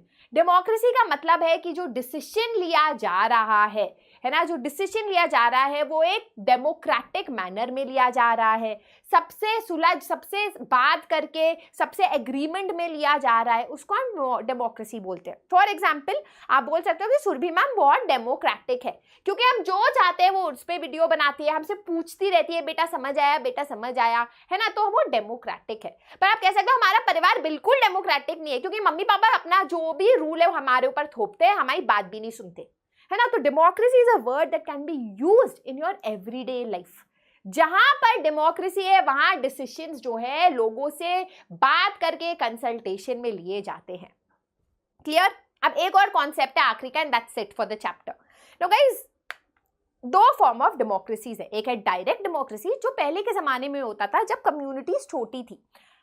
आज भी होता है पंचायत लेवल पे, विलेज लेवल पे डायरेक्ट डेमोक्रेसी, जहां लोग आपस में मिलते हैं, बातें करते हैं और डिसीजन ले लेते हैं कि हाँ भाई आपस में हम लोग 100 लोग हैं, मिल के बात कर लेते हैं कि भैया यहाँ सड़क बननी है। बट देश में ये पॉसिबल नहीं है। मॉडर्न डेमोक्रेसीज में डायरेक्ट डेमोक्रेसी पॉसिबल नहीं है। एक तो क्योंकि हम बहुत सारे लोग हैं, दूसरा क्योंकि हमारे पास टाइम नहीं है कि हम आके डिसाइड करें, हमें अपनी नौकरी करनी है, बच्चा पालना है, परिवार देखना है ना, सब हमारे लाइफ में रिस्पॉन्सिबिलिटी है। बहुत लोगों को इंटरेस्ट भी नहीं होता, हमें नहीं दे भाई इतना इंटरेस्ट देश के बारे में सोचने का, हम इलेक्शन में वोट दे देंगे बस। इसीलिए मॉडर्न डेमोक्रेसीज रिप्रेजेंटेटिव डेमोक्रेसीज होती है। रिप्रेजेंटेटिव क्यों बोला जाता है? आई होप यू नो, जो लोग मुझसे 8th स्टैंडर्ड में पढ़े हैं उनको पता होगा। रिप्रेजेंटेटिव क्यों बोला जाता है हमारे लीडर्स को? क्योंकि अगर आज राम, सीता और श्याम और रहमान इलेक्शन में खड़े हैं और आज मैं सीता को वोट देती हूँ क्योंकि वो जो मुझे प्रॉमिस कर रही है that is representing my interest, है ना, वो मुझे पता है अगर लीडर बन गई तो वो सब काम करेगी जो मैं चाहती हूँ, मेरे इंटरेस्ट को रिप्रेजेंट करती है। इसीलिए हम अपने लीडर्स को बोलते हैं representatives, because they represent our interest. तो भाई रिप्रेजेंटेटिव डेमोक्रेसी है क्योंकि हम जिन लीडर्स को वोट करते हैं वो हमारे लिए डिसीजंस लेते हैं। And the reason why we have chosen, I have already told you, क्योंकि हमारे पास टाइम नहीं है, हमारे पास डिजायर नहीं है, स्किल भी नहीं है डिसीजन लेने का देश के लिए, है ना। तो इसीलिए we have chosen an indirect form of democracy. अब बात आती है कि मैम चलो जस्ट पास स्टूडेंट तो है डेमोक्रेसी, पर क्या हम इसको टॉपर बना सकते हैं? क्या हम एक परफेक्ट डेमोक्रेसी कर सकते हैं? No, there is nothing like perfect, सब में कमियां है ना। पर हम डेमोक्रेसी को इंप्रूव कर सकते हैं, क्वालिटी डेमोक्रेसी की इंप्रूव कर सकते हैं, because that depends on how actively we participate as citizens. For example, अगर देश में बहुत बुरा हो रहा है पर आप घर पे बैठे हो, नेटफ्लिक्स देख रहे हो, लोग जो है रो रहे हैं, प्रोटेस्ट कर रहे हैं, आप घर पे बैठ रहे हो, चिल रहे हो, तो सरकार उन 5-6 लोगों को जो है थोड़ा ब्रूट फोर्स से, थोड़ा फोर्स करके उनको घर में वापस भेज देगी और बात खत्म हो जाएगी। पर सरकार को लगने लगेगा कि वो ऑल पावरफुल है, कुछ भी कर सकता है। तो डेमोक्रेसी तब अच्छी होती है जब हम सब आपस में एक दूसरे की मदद करें, हम सरकार को ये याद दिलाते रहे कि बेटा तुम अभी पावर में हो, कल हम तुम्हें हटा सकते हैं। How actively we participate will determine how powerful democracy is, and that is how we finish the chapter. Finishing dance. Hello everyone, this is your master teacher Surabhi Gupta from Vedantu and मेरी कक्षा में आपका स्वागत है। So guys, welcome to today's class 9 session, जहां पर हम complete करने वाले हैं आपका chapter what is democracy and why democracy. इस चैप्टर का एक्सप्लेनेशन मैं दे चुकी हूँ L1 और L2 सेशंस में, बहुत अच्छी तरीके से मैंने ये चैप्टर पढ़ाया है। नहीं देखा है, देखना तो पड़ेगा ही, नहीं देखा है तो प्लीज उसको देख लेना। एंड आज हम लोग करने वाले हैं NCERT क्वेश्चंस। सारे जो आपके इमेजेस है बुक के, जो अंदर बुक के एक्सरसाइजेस आपको दी गई है, उसको हम लोग सॉल्व करेंगे, क्योंकि आपको पता है कि स्कूल वाले ना कहीं से भी क्वेश्चन दे सकते हैं, राइट। तो इतना अच्छी तरीके से हम चैप्टर करने वाले हैं कि आप टॉप करोगे, अच्छे मार्क्स नहीं लाओगे, टॉप करोगे अपनी क्लास में, राइट। तो आपको बोलना है कि मैं इसलिए टॉप किया हूं बिकॉज क्लास 9 एंड 10 SST मतलब सुरभि मैम, समझे, ये याद हो जाना चाहिए सबको, right. And we are going to have a mentee today. तो जो बच्चे वीक क्विज से परेशान थे, थोड़ी परमिशन ले ली मैंने। मेंटी में बस एक प्रॉब्लम है कि सिर्फ 5 क्वेश्चंस आ सकते हैं, तो हम पहला मेंटी करेंगे सेशन के शुरुआत में और दूसरा मेंटी करेंगे सेशन के एंड में, right. So there going to be 2 mentees. I hope all of you are ready. इसी बात से जल्दी से वीडियो को थम्स अप हो जाए, अगर अभी तक थम्स अप नहीं किया है तो do not forget to share this video with your friends, क्योंकि as I said NCERT questions का अच्छी तरीके से हम सोल्यूशन करेंगे। स्पेशली आई वुड से जब सिविक्स की बात आती है ना, तो आपके एनसीईआरटी क्वेश्चंस डायरेक्ट नहीं है, बहुत इनडायरेक्ट है, बहुत घुमा फिरा के आपसे क्वेश्चन पूछा गया है, तो उसको समझने की, उस टाइप की इंग्लिश को समझने में थोड़ा टाइम लगता है।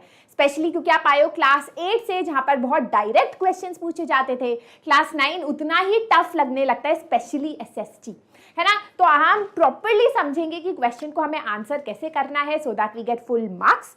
एंड इसीलिए do not also forget to subscribe to the channel of Vedantu 9th and 10th। चलो पहले हम लोग करने वाले हैं picture based explanation. Why are pictures important? One, जो आपके कॉम्पिटेंसी बेस्ड क्वेश्चंस होते हैं, है ना, चाहे वो क्लास 9 में हो, चाहे आप लोग क्लास 10 में आओ, for that you need to make sure कि आप पिक्चर्स जो आपकी बुक में है उसको अच्छी तरीके से समझो। याद रखना कि हो सकता है कि आपका स्कूल बहुत इजी हो, है ना, आपके स्कूल में देते ही ना हो पिक्चर बेस्ड क्वेश्चन, फिर भी पिक्चर्स का एनालिसिस अभी से करना सीख जाओ, जिससे जब आप क्लास 10 में आओ तो आपको मुश्किल ना हो। And one day when you give UPSC, when you give competitive exams, ये इस टाइप के क्वेश्चंस बहुत कॉमन हो गए, तो अभी से इनको समझना, एनालिटिकल अपना दिमाग बनाना शुरू कर दो, ठीक है। अच्छा, apart from picture based questions हम एक और चीज करने वाले हैं, that is in text questions. In text questions क्या होते हैं? जो आपकी चैप्टर में बीच में क्वेश्चन पूछता है ना, वो बच्चे ऐसे खड़े होके, ओ आई एम थिंकिंग ब्ला ब्ला ब्ला ब्ला, वो वाले क्वेश्चंस भी हम करने वाले हैं, क्योंकि एज आई सेड चैप्टर को बिल्कुल चूस लेना है, बिल्कुल निचोड़ डालना है, आदत बनानी है इस बात की कि जब हम चैप्टर पढ़े तो कोई शॉर्टकट ना ले, ठीक है। यस बेटा, आएगा नोट्स वाला आएगा, गिव मी सम टाइम अभी, क्योंकि ज्यादातर बच्चे पढ़ नहीं रहे ना, तो अभी थोड़ा डिले किया है, ठीक है। Where is Nabamita ma'am? She is in Vedantu teaching class 11 and 12 JEE. चलो शुरू करते हैं। तो गाइज यहाँ पर एक इमेज दी गई है, डेमोक्रेसी लिखा गया है।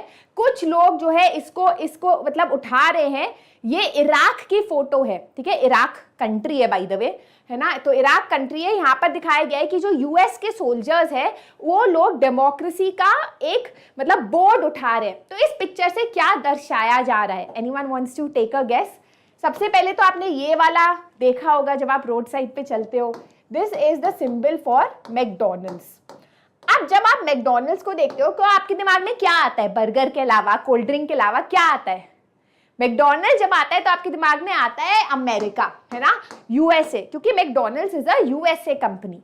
तो यहाँ पर ये जिसने इमेज बनाई है वो ये बताना चाह रहा है कि इराक में लोकतंत्र आया तो है, बट वो यूएसए खड़ा कर रहा है। वहां लोगों के स्ट्रगल से डेमोक्रेसी नहीं आई है। वहां किसके वजह से डेमोक्रेसी आई है? क्योंकि जो फॉरेन पावर्स है, जो यूएसए के पावर्स है, उन्होंने इराक में घुस के अपने मनपसंद लीडर का इलेक्शन करा के उस डेमोक्रेसी को एस्टैब्लिश किया है। क्लियर? ये दिखाने की कोशिश की है।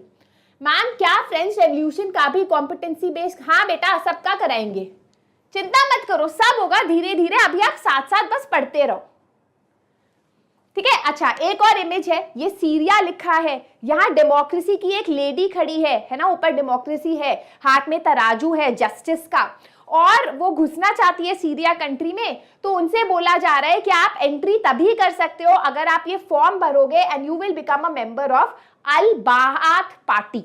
मतलब एक तरीके से दिखाया जा रहा है कि अगर डेमोक्रेसी को भी सीरिया की एंट्री चाहिए पॉलिटिक्स में, तो उसको इस पार्टी का मेंबर बनना पड़ेगा। तो ऑब्वियस लाइक क्वेश्चन है, do you think this cartoon applies to China और मेक्सिको? अब याद है चाइना और मेक्सिको की हमने कहानी पढ़ी थी जब हम लोग चैप्टर पढ़ रहे थे। तो चाइना में हमने देखा था कि कैसे वहां पर डेमोक्रेसी है, वहां इलेक्शंस होते हैं, लेकिन किसी को भी इलेक्शन में खड़ा होने से पहले कम्युनिस्ट पार्टी जो है चाइना की, उसका मेंबर होना पड़ेगा। तो एक तरीके से पूरा ढोगलापन है ना, कि आपको एक ही पार्टी का मेंबर होना पड़ेगा, तभी आप जो हो इलेक्शन में खड़े हो सकते हो। तो एक तरीके से यही है कि डेमोक्रेसी को एंट्री के लिए इस पार्टी का मेंबर होना पड़ेगा।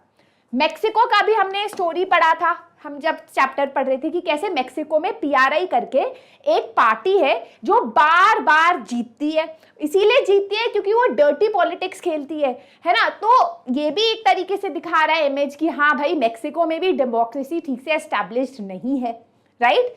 अब क्वेश्चन पूछ रहा है कि डेमोक्रेसी नाम की ये जो औरत है, इन्होंने ये पत्तियों का क्राउन क्यों पहना है? Why is she wearing a crown of leaves? Now guys, अगर आपने ओलंपिक्स का सिंबल देखा है, ऐसा कुछ होता है ना ओलंपिक्स का सिंबल, तो ये जो सर्किल है ये क्या है? ये यही है, लीव्स का सर्किल है, क्योंकि लीव्स का जो सर्किल है इट सिंबलाइजेस विक्ट्री, है ना। तो यहाँ दिखा रखा है कि डेमोक्रेसी जो है बहुत सारे देशों में उन्होंने विक्ट्री पाली है, लोकतंत्र एस्टैब्लिश हो गया है, बट बहुत देशों में उनको एंट्री भी नहीं मिलती। क्लियर? यस बेटा, we will have another mentee. Is Amritsar going to another channel? Guys देखो, अमृतसर ने हमें तो नहीं बताया, क्योंकि obviously he is at a very एक होता है ना प्रेशियस पोजिशन, जहां पर he will also reveal his plans when he joins, but वो जहां जाएंगे ऊंचाइयों पे ही जाइए, है ना, तो बेस्ट ऑफ लक ही कह सकते हैं हम उनको। ठीक है, चलो एक और। गाइस समझ आ रहा है ना? समझ आ रहा है। इकोनॉमिक्स इसके बाद होगा, अगले सेशन में विलेज ऑफ पालमपुर होगा। ठीक है, तो ये आपके सामने इमेज है, यहां पर बंदूक है और अंदर डेमोक्रेसी का बैलेट है। बैलेट मतलब यहां पर लोग वोट देते हैं। तो एक तरीके से ये दिखाया जा रहा है कि आप जब वोट देने जा रहे हो तो बंदूक की नोक पे आपको वोट देना है। अब बंदूक की नोक पे मैं आपको कहूंगी अब वोट कर सुरभि मैम को, तो ऑब्वियसली आप सुरभि मैम को ही वोट करोगे। अब ये तो नहीं कहोगे अब बंदूक मार, मैं तो मतलब एक कार्टून कैरेक्टर हूं, ये तो नहीं कहोगे ना। तो यहाँ क्या दिखाया जा रहा है? यहाँ एक तरीके से दिखाया जा रहा है कि फोर्सफुली आपको वोट कराया जा रहा है। तो इलेक्शंस हो रहे हैं, but it is not free and fair election. तो क्वेश्चन है आपकी बुक में, do you think it applies to the Pakistani situation? तो आप कहोगे हाँ, पाकिस्तान में भी जब आर्मी रूल आया था, याद है परवेज मुशर्रफ आए थे, कुछ याद आ रहा है? तो उन्होंने रेफरेंडम कराया था, जहां पर उन्होंने लोगों से लिखवाया था यस या no, should I be president for 5 years? तो लोगों ने यस लिखा था। बट यस क्यों लिखा था? क्योंकि बंदूक की नोक पे उनसे यस लिखवाया गया था। तो दैट इज नॉट डेमोक्रेटिक, है ना, है ना। अब एक इंटरेस्टिंग क्वेश्चन है, does this happen sometimes in our country as well? आप बताओ, डू यू थिंक कि हमारा देश जो दुनिया का शायद सबसे पॉपुलेशन वाला कंट्री है जिसमें डेमोक्रेसी है, क्या हमारे यहाँ भी कुछ कुछ एरियाज में इस तरीके से वोट कराया जाता है? नहीं? हाँ, आपको नहीं पता? सोचना, कमेंट सेक्शन में बताना, right. Not to a large scale, but do you think कुछ कुछ एरियाज में लोगों को फोर्स किया जाता है ना। मैं टीचिंग से सीधा पॉलिटिक्स में कूद जाऊं। I give you a very interesting example. कभी कभी फोर्स पता है अलग सेंस में आता है। तो जो मेरी मेड है वो अपने गांव में जा रही थी, कह रही थी इलेक्शन है, मुझे वोट देने जाना है। तो मैंने इंटरेस्ट में पूछा किसको वोट दोगे, बीजेपी, कांग्रेस, कौन है, मतलब या लोकल रीजनल पार्टी। तो मुझे बोलती है कि वहाँ हमारा जो जमींदार है, मतलब उसकी लैंड नहीं है, वो जमींदार की लैंड है, उसका भाई वगैरह वहाँ काम करता है। तो बोल रही थी वो जमींदार हमको बता देता है किसको वोट देना है, हम उसी को वोट कर सकते हैं। तो वो भी एक तरीके से फोर्स है ना, मतलब। तो एनीवेज, मूविंग ऑन। तो गाइज यहाँ पर मनी बैग्स है, मतलब पैसों के बैग्स है, उससे यहाँ पर एक डेमोक्रेसी बनाई जा रही है। तो what do you think this shows? Muscular power, yes सिद्धांत। तो यहाँ मनी बैग्स है, उससे डेमोक्रेसी का पुतला बनाया है। This was first published as building democracy करके टाइटल्ड था। What do the money bags signify here? Money power एक तरीके से ये दिखाया जा रहा है कि बेटा लोकतंत्र में आज अगर कोई बोले कि सुरभि मैम आप इतने अमेजिंग और इंटेलिजेंट हो, आप हमेशा लोगों के हित के बारे में सोचते हो, थैंक यू, तो आप क्यों नहीं खड़े होते हो इलेक्शन में? क्योंकि सच बात ये है कि इलेक्शन लड़ने के लिए पैसों की जरूरत होती है, इसीलिए बहुत सारे लोग नहीं खड़े होते। क्योंकि यार इलेक्शन कैंपेन में, इलेक्शन लड़ने के लिए, लोगों तक अपनी आवाज पहुंचाने के लिए यू नीड मनी। तो डेमोक्रेसी में इलेक्शन लड़ने के लिए पैसा चाहिए होता है। फिर जो सरकार है जो वोटिंग कराती है ना, वो वोटिंग जो डेमोक्रेसी है, जो सबका पोलिंग बूथ बनाती है, लोग बैठ के आपका वोट लेते हैं, वो भी फ्री में नहीं होता, उसमें भी पैसा लगता है। तो एक तरीके से सोचा जाए कि लोकतंत्र को एस्टैब्लिश कर किसी भी कंट्री में हर 5 साल हमारे इलेक्शंस होते हैं यार, नेशनल लेवल पे, स्टेट लेवल पे। आपको पता है सरकार का कितना खर्चा होता है इसमें, राइट। तो डेमोक्रेसी को एस्टैब्लिश रखने में बहुत ज्यादा पैसा जो है खर्च होता है, ठीक है। Can this cartoon be applied to India? आप कह सकते हो yes, because in India also we spend a lot of money. चाहे आपको इलेक्शंस लड़ना हो उसके लिए भी पैसा चाहिए और डेमोक्रेसी के लिए भी पैसा चाहिए. Clear? Yes? It's a Hindi channel बेटा, नहीं तो I could have explained in English. Okay चलो गाइस, एक और इमेज है यहाँ पर. यहाँ है आपका सद्दाम हुसैन, है ना, he is in jail and Saddam, लोग बाहर कह रहे हैं फाइनली डेमोक्रेसी आ गई हमारे देश में, 1 मैन 1 वोट 1 वैल्यू. और सद्दाम हुसैन अंदर जेल में कह रहा है कि I liked it better when I was the 1 man and 1 vote, मतलब when he was the 1 person who was taking decisions for the entire country. कह रहे वो दिन क्या थे जब मैं मस्त राजा था. तो यहाँ पर एक तरीके से दिखाया जा रहा है कि इराक में डेमोक्रेसी जो है एस्टैब्लिश हो गई है, लोग बहुत ज्यादा खुश है, फाइनली डिसीजन मेकिंग पावर जो है लोगों के हाथ में आ गई है. It's come in the hands of the people. अब क्वेश्चन है, compare the message of this cartoon with the first cartoon of the chapter. तो यहाँ पर डेमोक्रेसी एस्टैब्लिश की जा रही थी बाय फॉरेन पावर्स, यहाँ पर इस इमेज में डेमोक्रेसी एस्टैब्लिश हो गई है एंड फाइनली जो डिसीजन मेकिंग पावर है it is in the hands of the people. Clear? Yes, समझ आ गया? इसका पीडीएफ आपको मिल जाएगा, चिंता मत करो. You will get the PDF today in the Telegram channel. Alright guys, पता है पीडीएफ जितना भी ले लो, अगर आप सेशंस में आओ ना, मैं कितना ही टाइम मांगती हूँ, मैक्सिमम आधा घंटा 45 मिनट्स मांगती हूँ. That is it. SST will be done, चिंता मत करो.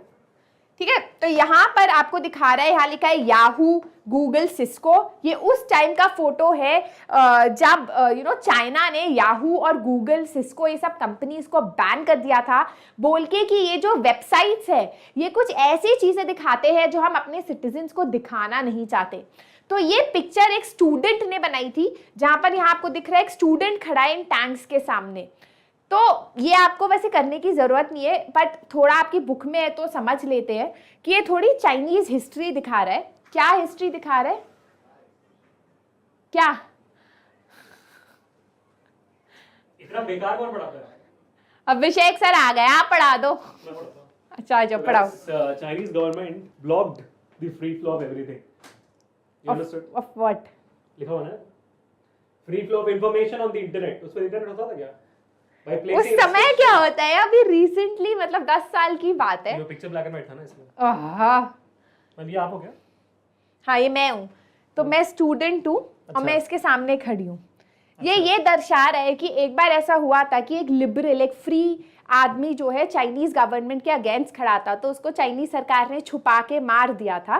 तो उसके अगेंस्ट स्टूडेंट ने जब प्रोटेस्ट किया था तो ऐसे ही टैंक्स लाए गए थे और खुलेआम उनको स्टूडेंट्स को का मैसेकर कर दिया था. अभी आप ये कहना चाहते हैं ना कि आप स्टूडेंट हो, मैं वो चाइनीज गवर्नमेंट. हाँ समझ गया. अरे सर तो होशियार है ना, सर तो होशियार है. तो एनीवेज गाइस, ये वाला it's more of thinking, exam में नहीं आएगा, बट पता नहीं फिर क्यों पढ़ाते.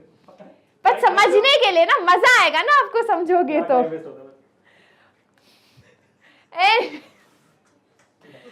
चलो सर कल के क्विज में आ जाओ. ठीक है.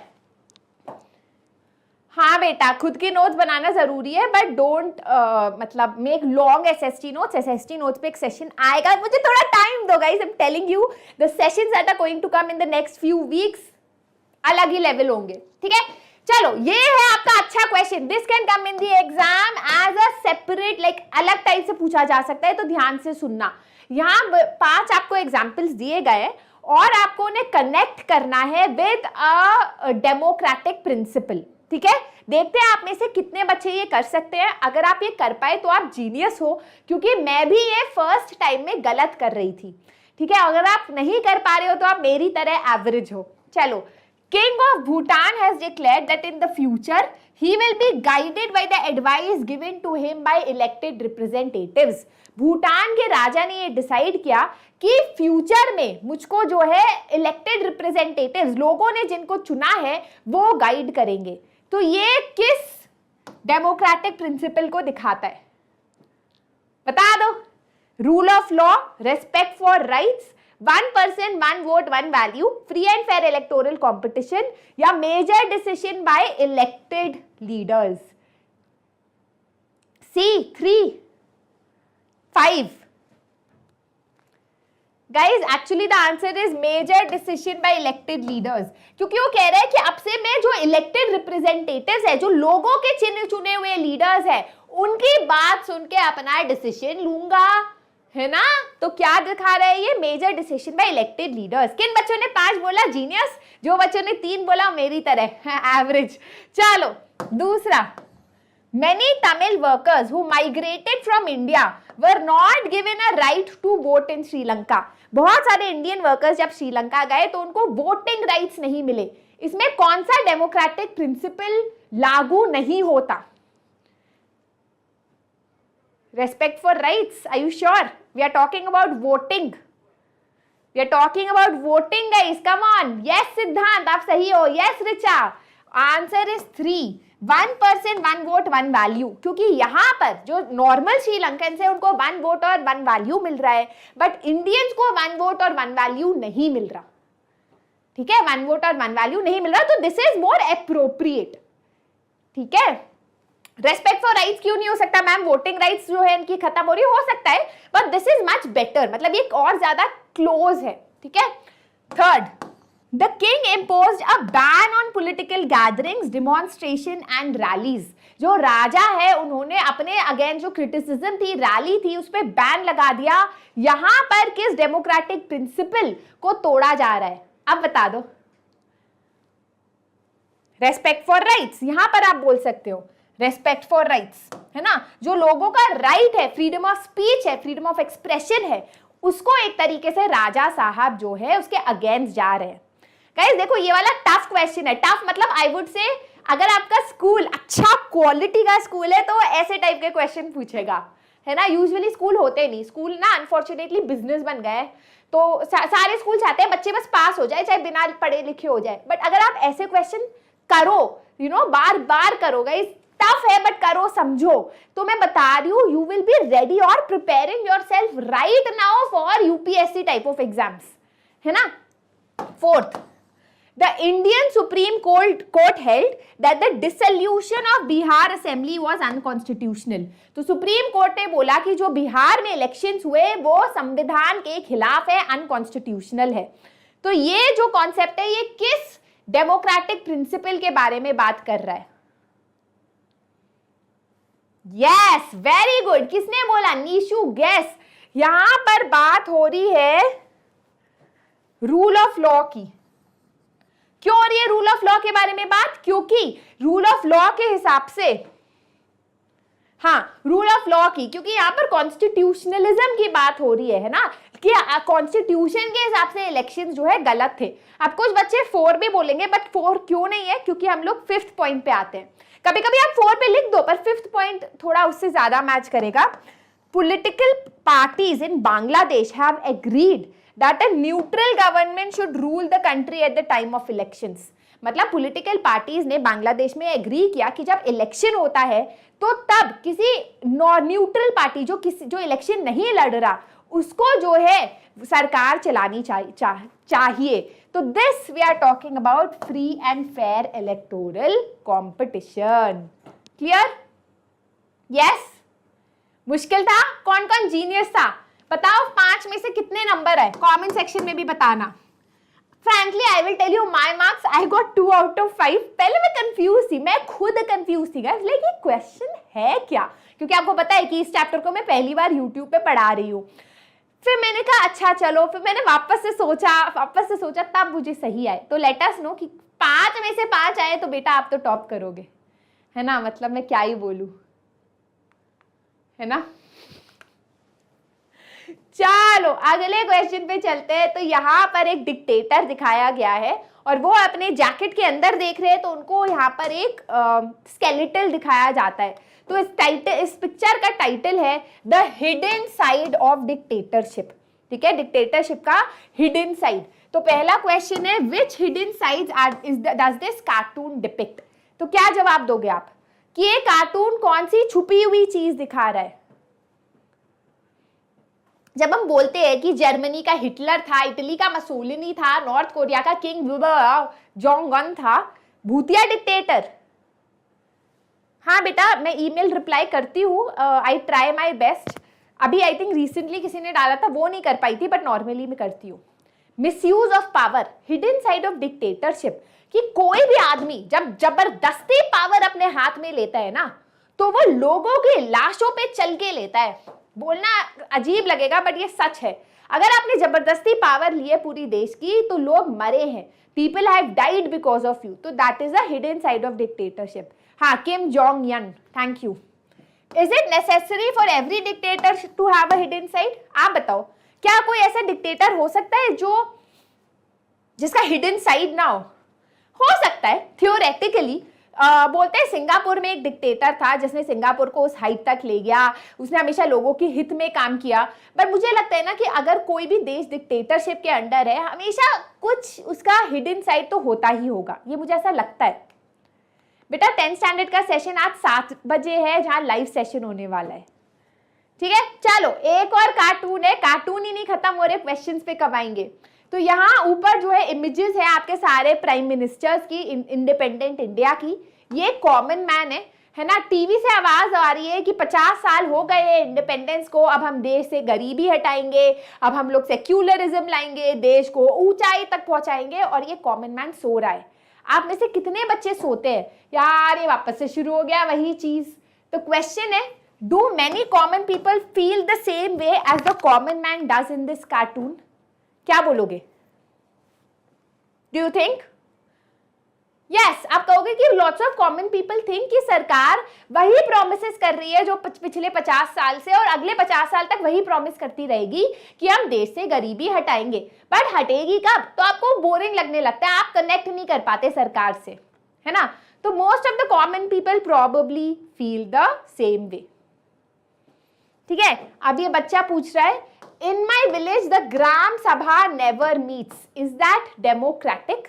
ग्राम सभा क्या है? जब हमने ये चैप्टर पढ़ा तो हमने पढ़ा कि विलेज लेवल पे जो भी मेंबर्स है विलेज के जो भी 18 साल के ऊपर है, उनको हम ग्राम सभा बोलते हैं। तो वो रेगुलरली मीट नहीं करते, तो ऑब्वियसली अनडेमोक्रेटिक है। किसी भी डेमोक्रेसी को स्ट्रेंथन जो है सिटीजन करते हैं, और अगर सिटीजन ही नहीं पार्ट लेते हैं डेमोक्रेसी में, तो वो अनडेमोक्रेटिक है, तो वो हमारे डेमोक्रेसी को कभी स्ट्रांग नहीं करेगी, ठीक है। What would happen if India was not a democracy? आपको क्या लगता है, अगर आज हम लोकतंत्र नहीं होते तो क्या हम एक यूनाइटेड कंट्री रहते? क्यों नहीं रहते? हाय राम हिमेश, ऐसी बातें ना करो, एजुकेशनल चैनल है। हम इसीलिए नहीं रहते क्योंकि एज अ कंट्री हम इतने ज्यादा डिविजन्स है हमारे में ना, हम इतने लैंग्वेजेस के, इतने रिलीजन है हमारे देश में। तो अगर डेमोक्रेसी नहीं होता तो हम आपस में लड़ते रहते, एक दूसरे का सिर फोड़ लेते, राइट। तो इसीलिए मतलब it was important that we remain the democracy, क्योंकि लोकतंत्र ही एक ऐसा फॉर्म ऑफ गवर्नमेंट है जहां कोई भी कॉन्फ्लिक्ट होता है, कोई भी लड़ाई होती है तो उसका पीसफुल रेजोल्यूशन होता है ना। नहीं तो अगर हम एक डेमोक्रेसी नहीं होते तो शायद सिविल वॉर हो जाती है हमारे देश में, हम अखंड भारत नहीं खंडित भारत होते, राइट। चलो now we are to the book questions. Now guys I want you to take a score right now. पहली बात तो मैं बता दूं कि जो बच्चे इस वीडियो से के शुरू से एंड तक होंगे, उन बच्चों का मैं गारंटी लेती हूँ that you guys are going to do very well in your exams, क्योंकि जो शुरू के क्वेश्चंस है ना, पिक्चर बेस्ड क्वेश्चंस, मुझे पता था कि मैंने शुरू में रखे, आधे बच्चे भाग जाएंगे डर के मारे, फिर भी मैंने उन्हें रखा, क्योंकि करना तो आपको है ही, रोते पढ़ते करो पर करना तो है ही, तो आज ही क्यों ना सही करो, है ना। Why should I wait for the exams to do those questions, ठीक है। अब हम करने वाले हैं किताब के पीछे वाले questions. Are you guys ready? Yes. चलो क्वेश्चन है, here are some information about 4 countries. हाँ, based on this information, how would you classify each of these countries? Democratic, non-democratic, undemocratic या not sure, ठीक है। तो पहला कंट्री कह रहा है people who do not accept the country's official religion do not have a right to vote। पहला country में रूल है कि अगर आपने ऑफिशियल रिलीजन फॉलो नहीं किया तो आपको राइट टू वोट जो है वो नहीं मिलेगा। Do you think this is democratic, undemocratic या नॉट श्योर? जल्दी से आंसर बता दो। Yes, it is undemocratic. Very good. अगला question, The same party has been winning elections for the last 20 years. पिछले 20 साल से एक ही पार्टी है जो बार बार इलेक्शन जीत रही है. What is this? Good evening, Mansi, answer दे दो. डेमोक्रेटिक, नॉट श्योर, मतलब डिपेंड करता है. You need more information. क्यों जीत रही है एक ही पार्टी? हो सकता है कि लोगों को वो पार्टी बहुत पसंद है, हो सकता है कि वो पार्टी डर्टी पॉलिटिक्स खेल रही है, but you are not sure, है ना. Ruling party has lost in the last 3 elections. क्या ये डेमोक्रेटिक है, अनडेमोक्रेटिक है? जो अभी पार्टी रूल कर रही है पिछले 3 इलेक्शंस में वो हार गई थी. That is, I am playing dirty politics. Democratic. बिल्कुल सही बात. There is no independent election commission. कोई भी इलेक्शन कमीशन इंडिपेंडेंट है ही नहीं उस देश में. इलेक्शन कमीशन वो होता है जो इलेक्शन करवाता है देश में. ये डेमोक्रेटिक है, this is undemocratic. Very good. अब आपको समझ आ गया डेमोक्रेसी का मतलब. जाओ बल्ले बल्ले करो, है ना. अगला क्वेश्चन, यहां पर भी वैसा ही है. डेमोक्रेटिक, अनडेमोक्रेटिक, नॉट श्योर आपको बताना है. The parliament cannot pass a law about the army without the consent of the chief of army. Parliament जो है आर्मी के ऊपर लॉ पास नहीं कर सकती जब तक उसको चीफ ऑफ आर्मी का अप्रूवल नहीं मिल जाता. Yes, this is undemocratic. Good. क्योंकि पार्लियामेंट तो लोगों ने चुना है, पर चीफ ऑफ आर्मी लोगों ने नहीं चुना. और डेमोक्रेसी का एक फीचर क्या था कि अल्टीमेटली जो फाइनल डिसीजन है it should be in the hands of the elected representatives, है ना. याद आ रहा है कुछ? The parliament can not pass a law reducing the power of judiciary. Tough question. This democratic या अनडेमोक्रेटिक? पार्लियामेंट जो है it can not pass a law reducing the power of judiciary. It is democratic. क्योंकि हमारे यहाँ democracy में एक बहुत important feature है कॉल्ड डिवीजन ऑफ पावर, जहां या फिर सेपरेशन ऑफ पावर, है ना. जहां पर हम लोग बोलते हैं कि तीनों ऑर्गन्स ऑफ द गवर्नमेंट की पावर अलग है. पार्लियामेंट जुडिशरी की पावर रिड्यूस नहीं कर सकती, है ना. the country's leaders cannot sign any treaty with another country without taking permission from its neighboring country. India China के साथ तभी डील साइन कर सकते हैं अगर उसको पाकिस्तान का अप्रूवल मिलता है. क्या ये डेमोक्रेटिक है, अनडेमोक्रेटिक है? ऑब्वियसली अनडेमोक्रेटिक है ना. हम क्यों ले पाकिस्तान की परमिशन? भाड़ में जाए वो. Undemocratic. All the major economic decisions about the country are taken by the officials of the central bank, which the ministers cannot change. ये तो आसान है. सारे जो मेजर डिसीजंस है वो बैंक के ऑफिशियल्स ले रहे हैं. अनडेमोक्रेटिक है ऑब्वियसली. ये आसान था.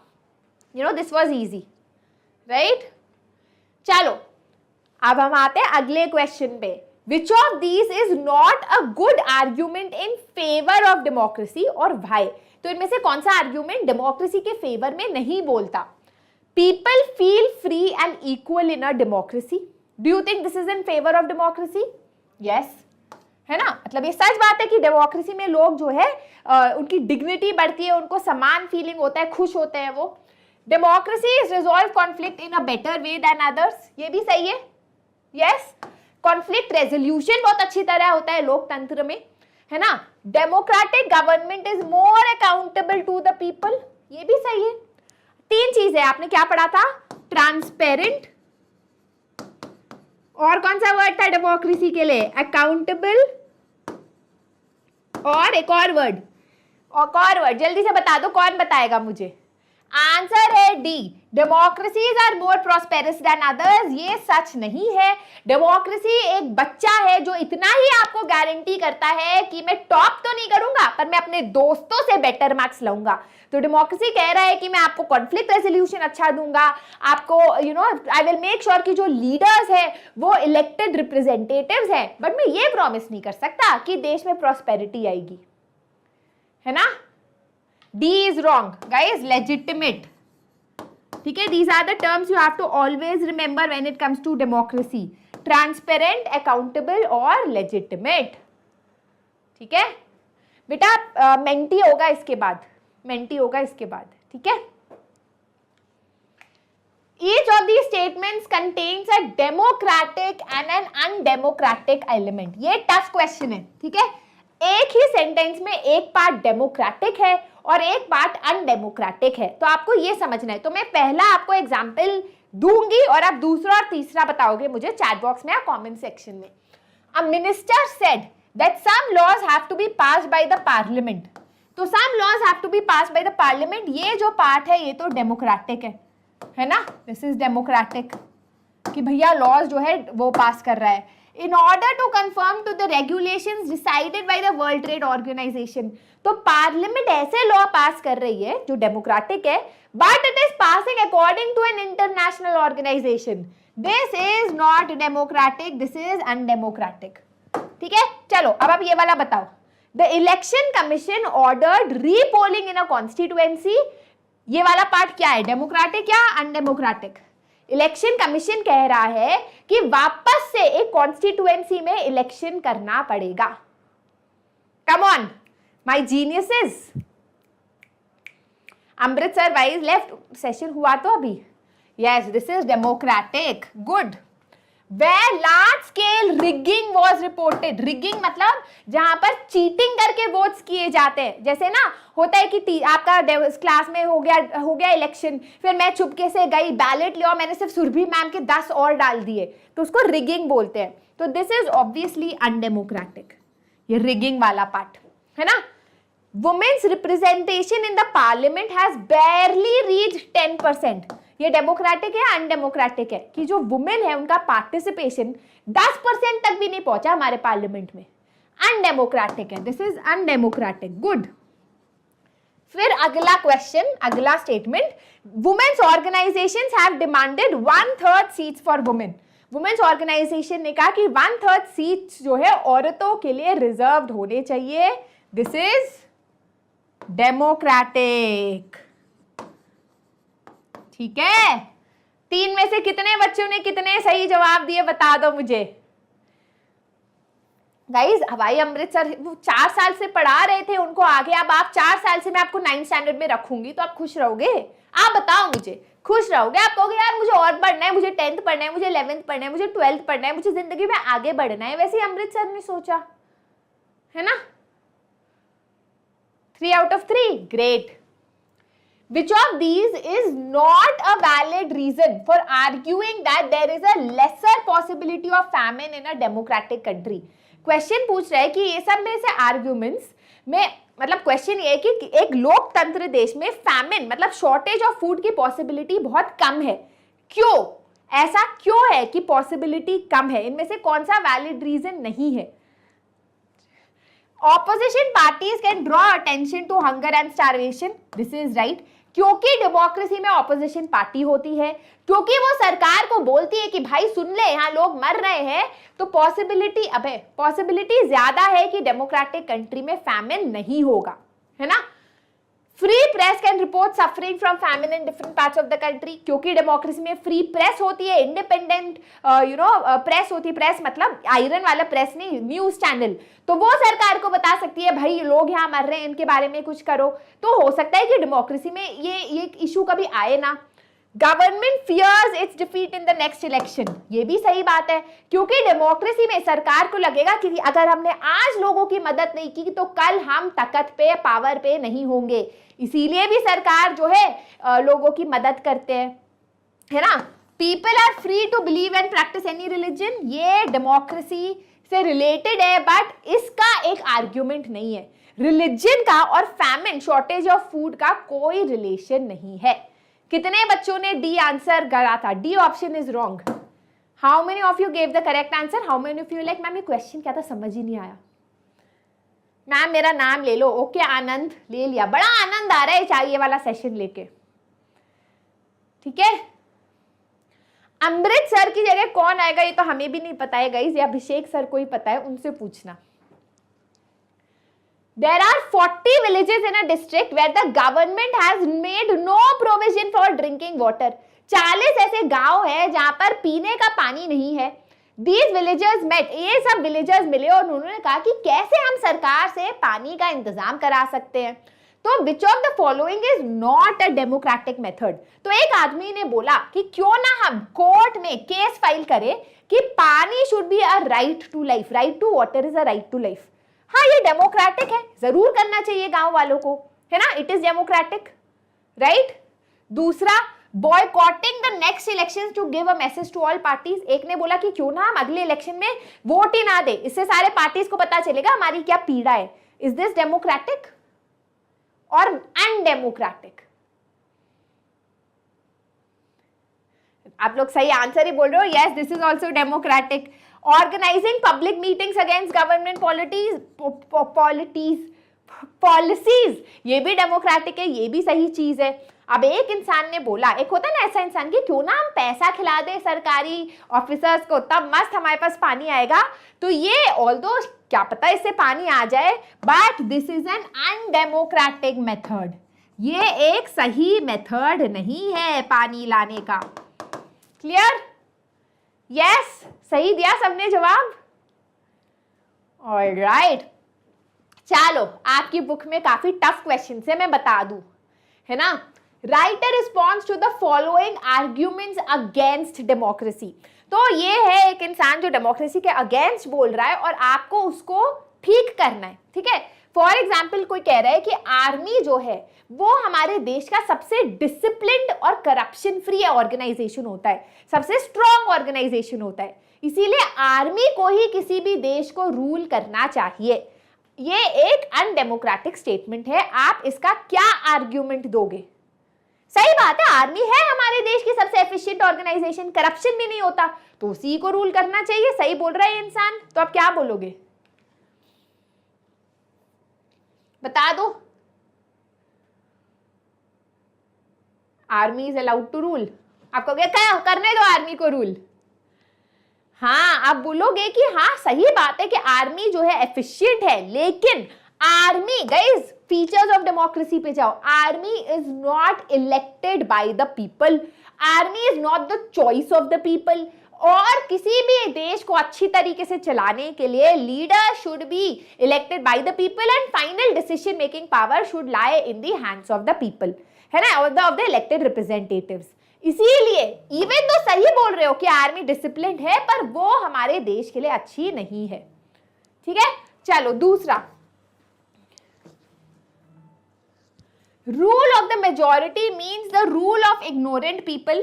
What we need is the rule of the wise even if they are in small number. ये भी अच्छा आर्ग्यूमेंट है, कह रहे हैं कि भाई डेमोक्रेसी में जो मेजॉरिटी है उनकी बात चलती है, बट मेजॉरिटी तो अनपढ़ और गंवार है, तो इसीलिए चाहे कम लोग हो उनको डिसाइड करना चाहिए that who should rule the country. तो इस आर्ग्यूमेंट के अगेंस्ट आप क्या बोलोगे?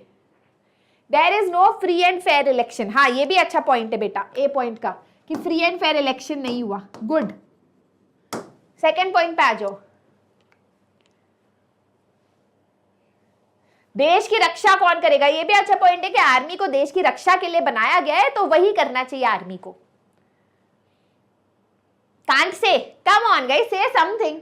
यहां मस्त डेमोक्रेसी पे तीर चल रही है, यू विल सपोर्ट। हाय राम, बच्चा ये सपोर्ट नहीं लिख सकते, 0 मार्क्स आएंगे। व्हाट विल यू से? यू विल से कि yes it is true, but पहली बात तो आप ये बोल नहीं सकते कि डेमोक्रेसी में only intelligent people will always make the correct decision, that is not true. और जरूरी नहीं है कि डेमोक्रेसी में सब लोग अनवाइज है ना। Democracy is about making sure that people vote for their leaders, और जब ज्यादा से ज्यादा लोग डिसीजन लेते हैं तो नॉर्मली वो अच्छा डिसीजन होता है, right? When people come together, consult, they find mistakes and make good decision. Good Ulama. तो इसीलिए ज्यादा से ज्यादा लोगों को इलेक्शन में पार्ट लेना चाहिए। अब कोई कह रहा है, एक और इंसान ने आर्ग्यूमेंट दिया कि यार जब हमको स्पिरिचुअल नीड होती है तो हम रिलीजियस लीडर्स के पास जाते हैं, और ये जो रिलीजियस लीडर्स है इनको बहुत नॉलेज भी होती है, बहुत एनलाइटनमेंट होता है ना। मतलब जब आप देखते हो ना रिलीजियस लीडर्स को, तो they should run the country. क्या बोलोगे आप इसके लिए? Do you think our country should run by religious leaders because they have so much knowledge? क्योंकि उन्हें पता होता है कि भैया भगवान हमसे क्या चाहते हैं। क्या कहोगे?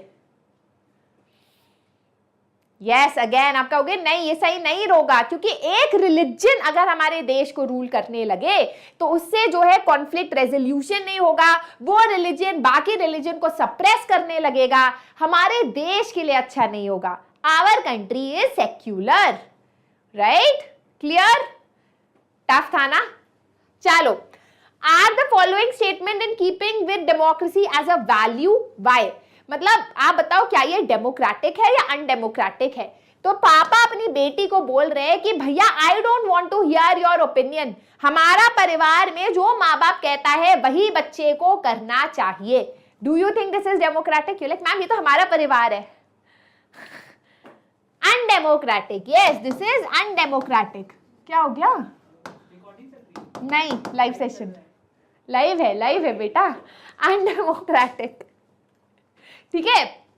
टीचर टू स्टूडेंट्स, टीचर बोल रहा है अपने स्टूडेंट को कि बेटा don't disturb my concentration by asking questions in classroom. जैसे आप लोग मुझसे डाउट्स पूछ रहे हो, मैं कह रही हूँ डाउट्स पूछना अलाउड नहीं है, तो ये अनडेमोक्रेटिक है. I hope very good. Employ to the officer, तो एम्प्लॉय बोल रहा है अपने ऑफिसर को our working hours must be reduced according to the law. अभी हम 20 घंटा काम कर रहे हैं, लॉ के हिसाब से 10 घंटा काम करना चाहिए, तो वो रिड्यूस हो जाना चाहिए. यस, ये डेमोक्रेटिक है, ये सही है. क्लियर? यस. टफ है, इजी है, कैसा लग रहा है? कुछ तो बता दो. मजा आ रहा है? लग रहा है यार क्या 8th स्टैंडर्ड इजी था, 9th में आ गए हो, सो बहुत बुरा हो गया, बहुत बुरा हो गया, समझ नहीं आ रहा. हाँ. Consider the following facts about a country and decide if you would call it a democracy. आपको ये फैक्ट्स दिए गए और आपको बताना है कि क्या ये कंट्री डेमोक्रेटिक है या नहीं. All the citizens of the country have the right to vote. Elections are held regularly. Is it a democracy? Full जोश? Good. बेटा मुझे क्या पता कितने क्वेश्चन है, एनसीईआरटी खोलो अपनी. वीडियो को थम्स अप दे रहे हो ना सबके सब? डेमोक्रेटिक है, वेरी गुड. अगला, the country took loan from international agencies. One of the conditions for giving loan was that the government would reduce its expenditure on education and health. मतलब India ने for example world trade organisation से loan लिया, पर loan के बदले में organisation ने बोला कि तुमको हेल्थ और एजुकेशन पे अपने खर्चे कम करने पड़ेंगे. Do you think it is democratic? No, it is not democratic. Why is it not democratic? क्योंकि किसी भी देश को अपने सिटीजन्स के हित में डिसीजन लेना चाहिए, है ना कि किसी इंटरनेशनल ऑर्गेनाइजेशन के कहने पे. Right. Third, people speak more than 7 languages but education is available only in 1 language, the language spoken by 52% of the country. क्या बोलोगे आप? इज दिस डेमोक्रेटिक या अनडेमोक्रेटिक?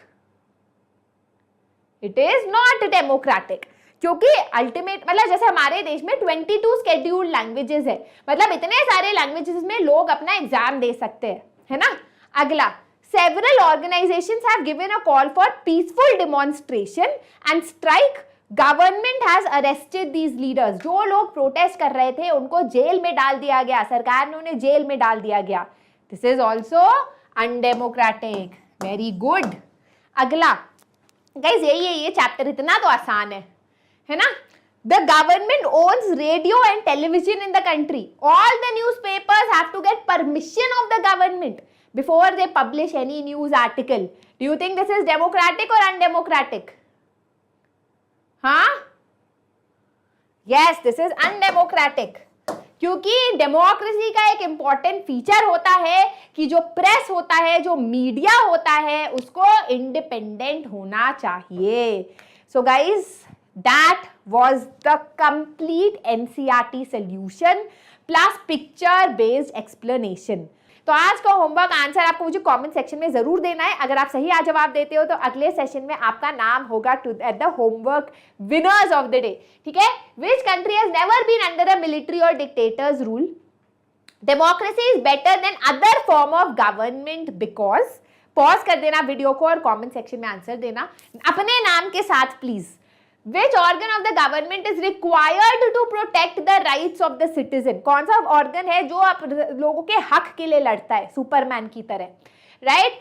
अब क्लास 10 स्टूडेंट्स अगर आप यहाँ हो तो आपका 7 बजे सेशन होने वाला है, 2 मेंटी होने वाला है, नेशनलिज्म इन इंडिया का वीक क्विज होने वाला है एंड क्लास 9 और क्लास 10 आप दोनों के लिए कल 4 बजे फन सेशन होने वाला है जिसमें I will try to get Abhishek sir also, so make sure that you come for that. I will be posting the PDF of today's session on the Telegram channel. So make sure that you have joined that Telegram channel. नीचे link भी दिया गया है description में. पर अगर गलती से join नहीं होता, you can also send me a message on my Instagram ID surbi_nerdalert and I'll see you there. That is it for the day guys. Again कोई doubt है, कोई इच्छा है, कुछ आप मुझे बताना चाहते हो, comment section में जरूर डालना. I will make sure that I make a video on it. I know कुछ चीजें आपको you are waiting from my side. You will get it soon. This is your master teacher Surbi signing out for the day. I hope you liked today's session. Thumbs up, subscribe, share and love all of you. ठीक है? Be kind to everyone. हमेशा दूसरों के लिए अच्छा सोचना तो आपके साथ अच्छा ही होगा. Bye bye.